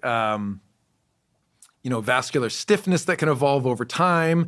And cannabis users, there's some evidence to suggest that you might get more of that emerging. And so again, that could relate to a vulnerability to have strokes or other kind of cardiovascular events in that sense. So I think the issue in terms of like why it is more difficult for us to say anything definitively at this point is just obviously the timeline of this. I mean, cigarette smoking was an easier thing to establish in that context because, once antibiotics and medicine advanced in like the 40s and the 30s and stuff and people started living longer, you started seeing a lot of these effects of cigarette smoking emerge. Because, and it took a while for the medical community to adopt the idea that cigarette smoking was bad. Oh, I know. It's wild. Physicians would smoke in clinic, their ashtrays in the doctor's office. I mean, my grandparents grew up in Belfast.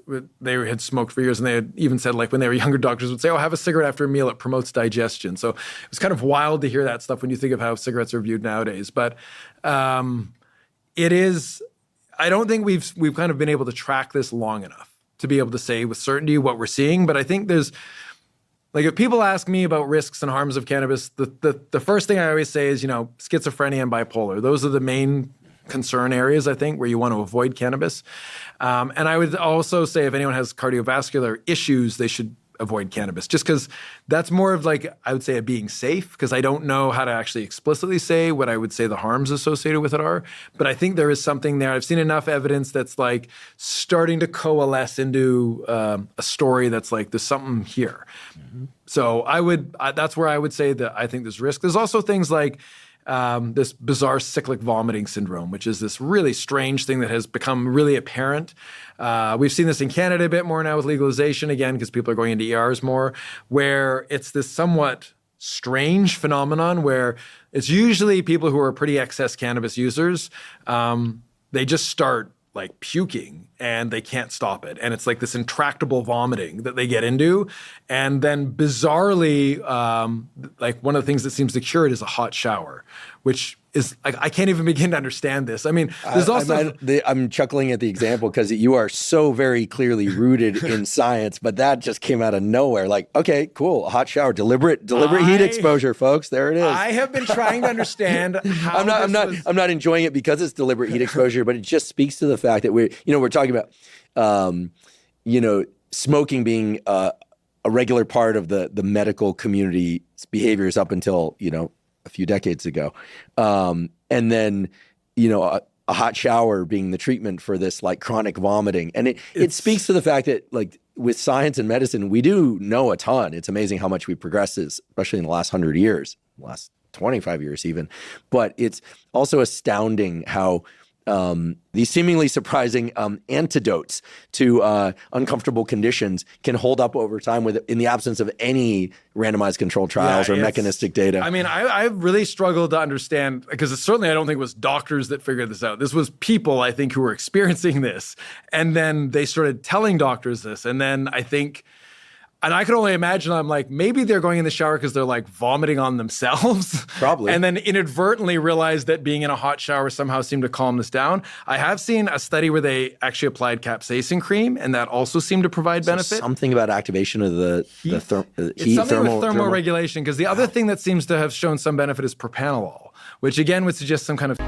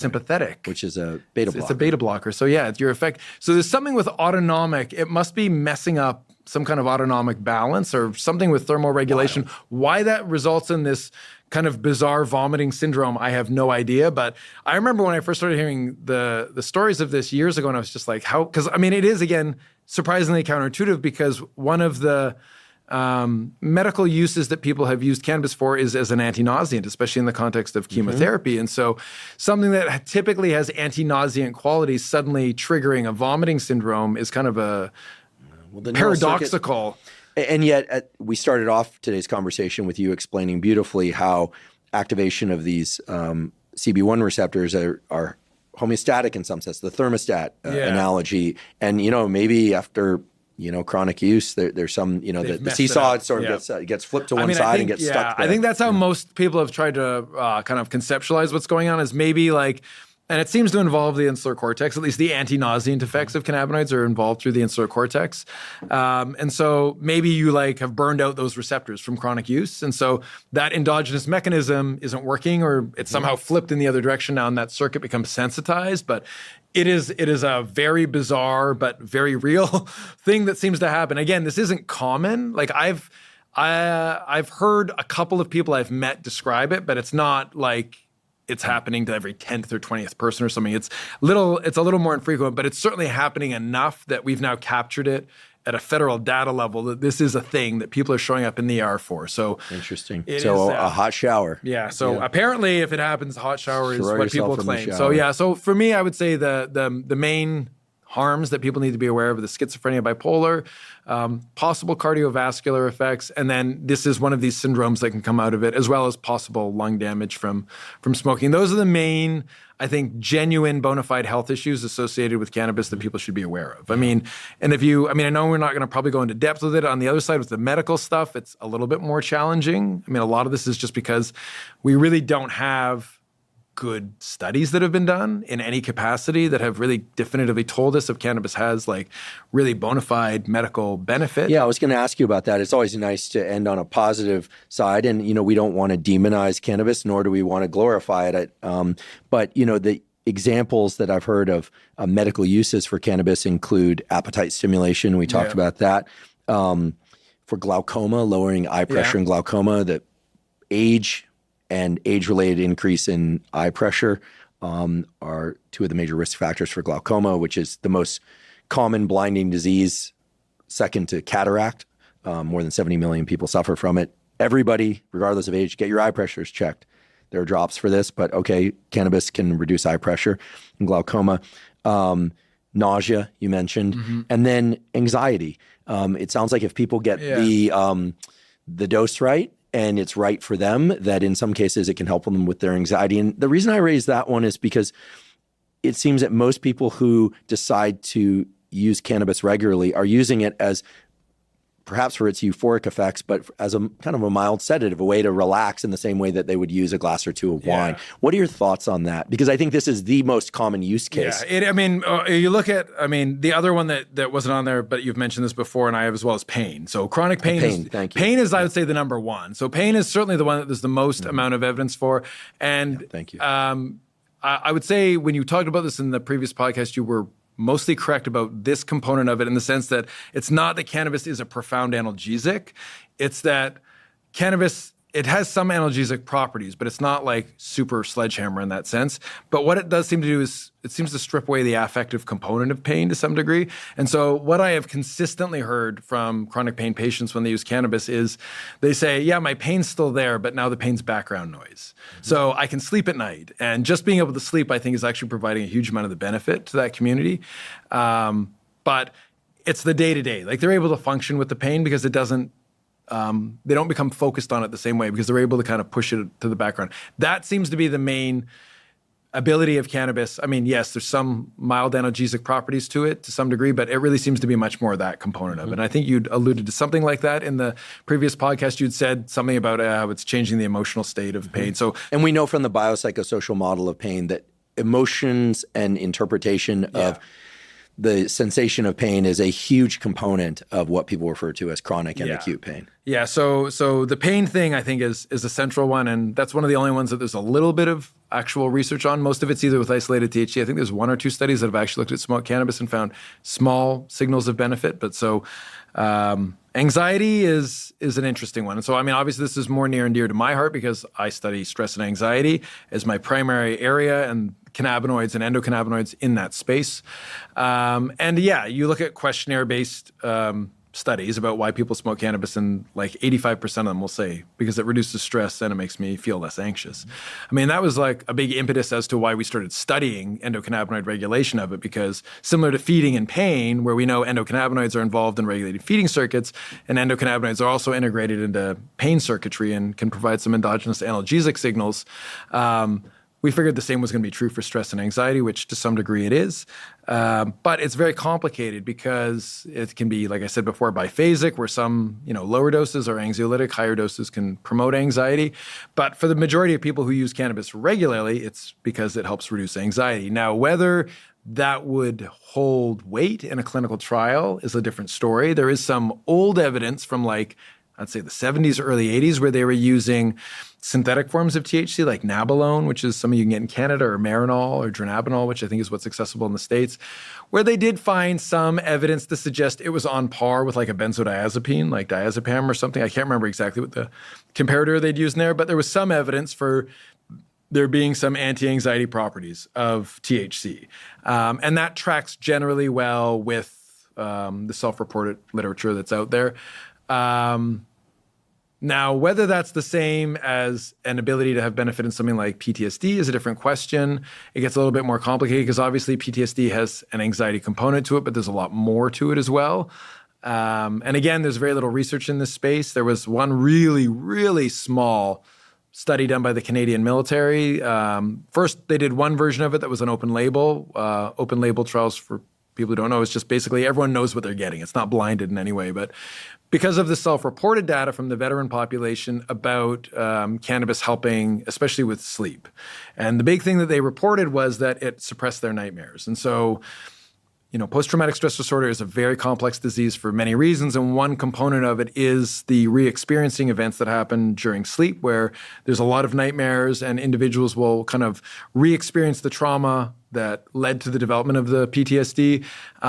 And there does seem to be some suggestion that because they're remembering it and maybe changing the details because they're in a dreamscape space, that they reconsolidate it a little bit more. And there's often a high degree of sympathetic activation and arousal that goes on with these nightmares. And some of the belief is that this is part of the sensitization process that can happen in PTSD, where the disease can worsen over time because the re-experiencing and the reconsolidation and the sensitization of the disease that happens over time in this kind of sleep state can make it worse. And so the majority of veterans who have used cannabis and report benefit, if you actually talk to them about it, as I've done in a few different situations, and also just look at the anecdotal data, almost all of it talks explicitly about sleep. And they say, we use cannabis or THC before bed.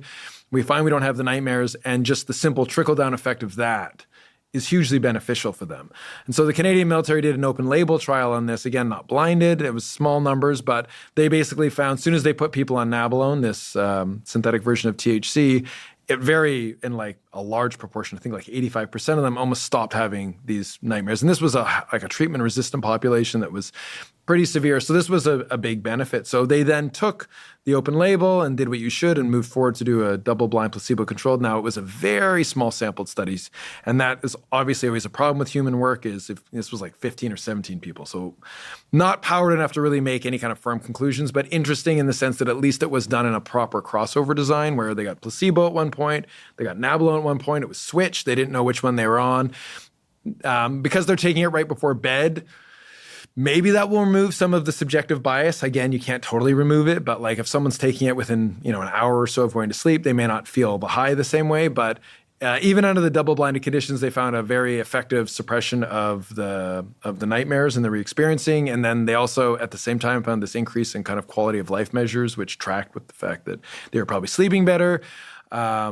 I don't think they actually reported any change or even looked at maybe the overall PTSD score. They only reported or really focused on the nightmare component of it because that was the primary outcome of the study. But so I thought that was interesting because that's, if you look at the anecdotal data in PTSD, that's where a lot of it is focused on, is using it as kind of, I wouldn't maybe call it a sleep aid because it's really more of a modulator of the dream state. And I think this is presumably because it's reducing the amount of rapid eye movement sleep you're getting, which most people will probably hear and interpret as bad. But, REM deprivation is actually one treatment for depression. Yeah. So there are certain case conditions where dreaming and REM is not advantageous. Yeah. And you're describing one. And depression and PTSD are both two disorders that are characterized by changes in REM. Like they have earlier onset to REM, so they go into REM faster. They tend to have some altered architecture of the REM component of their sleep. So in those states, maybe suppressing REM isn't actually a bad thing. Right. At least certainly for PTSD, I would imagine in terms of the context of the nightmares, that's providing some benefit.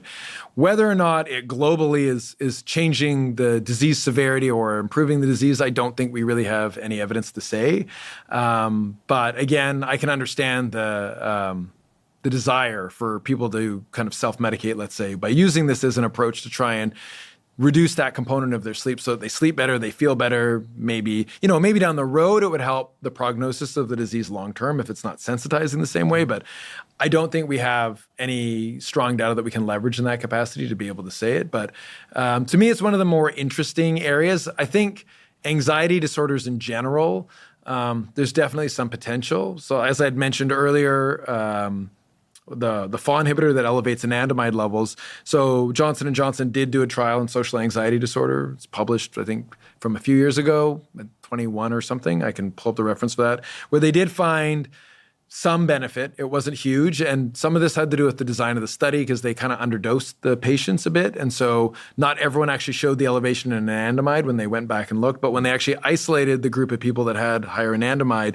in that proportion of the patients, they did see some symptom improvement. So it did support it. And this is, very similar. Like for us, this is a big thing because all of the work that we focused on is looking at how stress and stress hormones regulate largely anandamide signaling. And one of the main things that we've demonstrated that's been replicated relatively well over the years is that stress exposure can actually cause a rapid loss of anandamide signaling. And it's that loss of anandamide signaling that seems to facilitate some synaptic strengthening in the amygdala and promote activity in areas that are involved in these anxiety circuits.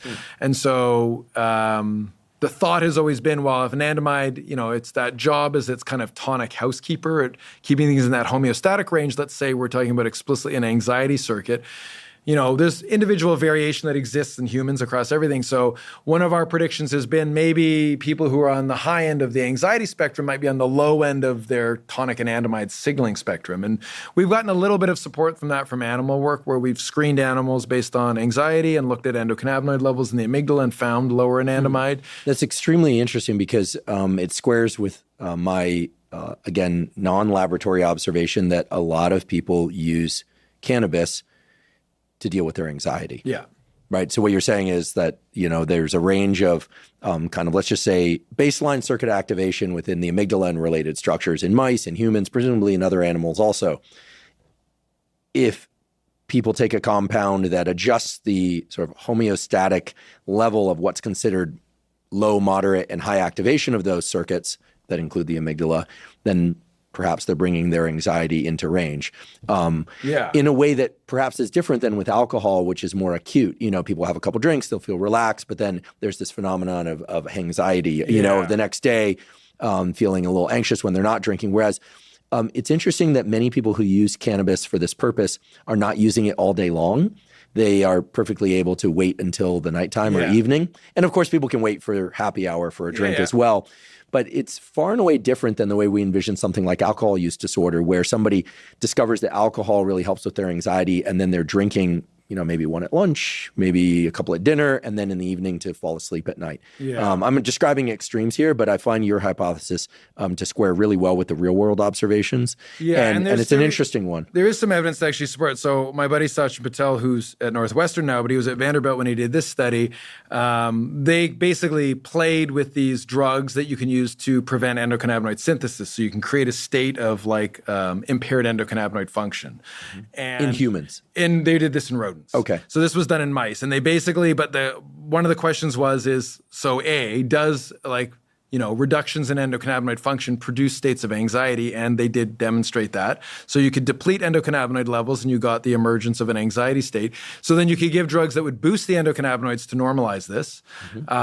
So again, it kind of fit with the idea. But then they did one key study where then they gave THC and saw, could THC fill in the gap? And they found that like boosting endocannabinoids, giving THC on a background of low endocannabinoids was able to reverse that anxiety phenotype and bring it back into more of the normal range. So again, maybe for some people, this is theoretical. So I don't know how much of a spectrum there is, if there are people that are at this low end, but certainly I think from the animal literature, there's some foundation for making a theory that's similar to what you're saying, which is maybe some people are trying to fill in a gap of something that's deficient in them, and therefore that can help them feel less anxious. And that again may be very different than someone who is very anxious for different reasons or has normal endocannabinoid function or something else might be at play there. So very interesting. Yeah, I think it could explain some of the heterogeneity that exists out there for sure, yeah. So perhaps genetic differences in sort of baseline levels of anxiety perhaps map to endogenous levels of anandamide and might predict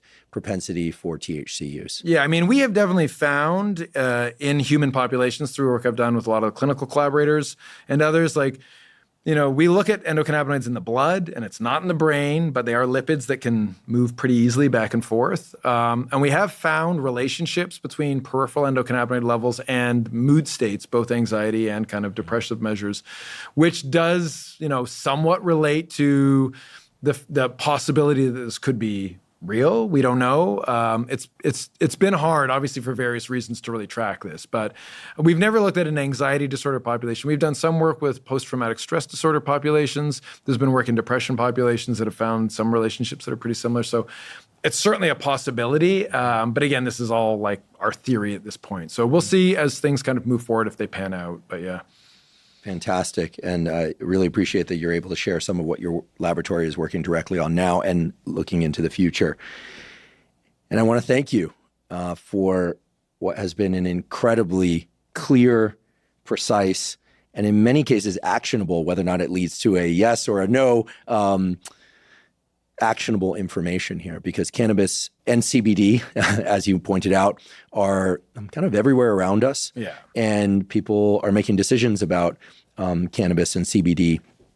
And I also want to thank you because what initially started off as a bit of a confrontation online, which I alluded to in the introduction that I gave, has now evolved into a collaboration that I'm certain, based on the exquisitely clear and generous information that you've provided, has led to better education, more clarity, and therefore better informed choices for all the people listening and watching. So I really, truly appreciate you coming out here, sitting down with me, discussing these issues, clarifying points that were unclear before, and also pointing to the fact that this is a complex system, a complex biology.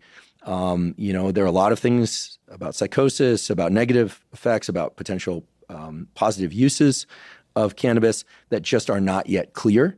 And thanks to excellent researchers like you, are likely going to be clarified in the years to come. So thank you ever so much for your time, for your research, and for your attention to the public health education effort around cannabis. Thanks. You, and I think it's also important. I think it's good, as you had said, that for people to see that scientists can have disagreements. Absolutely. I think it's important. I think it's good that you kind of provided me an opportunity to correct the record, and did so in a very appropriate manner. I think this was a great discussion for people to understand different perspectives. Also good to highlight where it was that I had issue with your previous podcast. And I think the discussions that came out of that were for the better. So that's all the best. And hopefully, if there's other contentious issues that happen down the road, similar things, move forward and you chat with people in the area as well. Yeah, if somebody who is expert in a particular area takes issue with something specific and can substantiate it with something that can foster better understanding, without fail, I'll reach out to them. Now, how quickly we're able to get them here, et cetera, is always an issue. Sometimes we can put an addendum to a podcast. Nowadays, that's easier using what's called dynamic insertion, where we can go back and actually make a correction. But listen, the best situation is always when this podcast can mimic the real world of research science, as you and I both know it to exist, where if we had been in a meeting and you presented data, I presented data, and we disagreed, what we would probably do would be to head, well, traditionally it would be to the bar, but we'd grab a cup of coffee or go for a walk, and we would talk about it, hash it out, and then potentially bring it up again at the next meeting. So in some sense, what we've done here over the last month or so, and certainly during today's podcast, is to do something to that effect. So, and I think it's really good for people in the public to know this is how science progresses. This is, someone says something, someone disagrees with it, you get an opportunity to clarify things. And I think that that's really good just to move things forward. So I think that was a good process that we've gone through. Yeah, likewise. And it's certainly within the spirit of the podcast. In no way, shape, or form do I purport to get everything right. And where I've made mistakes, I really strive to correct them. And listen, it's been a real honor and privilege to have you out here. Thanks for coming all the way from Canada. And I do hope to have you back again as the research evolves and we can learn more about these topics and more. So thank you so much, Matt. Appreciate you. Great. Thank you for joining me for today's discussion about cannabis with Dr. Matthew Hill. I hope you found the discussion to be as informative as I did. If you're learning from and/or enjoying this podcast, please subscribe to our YouTube channel.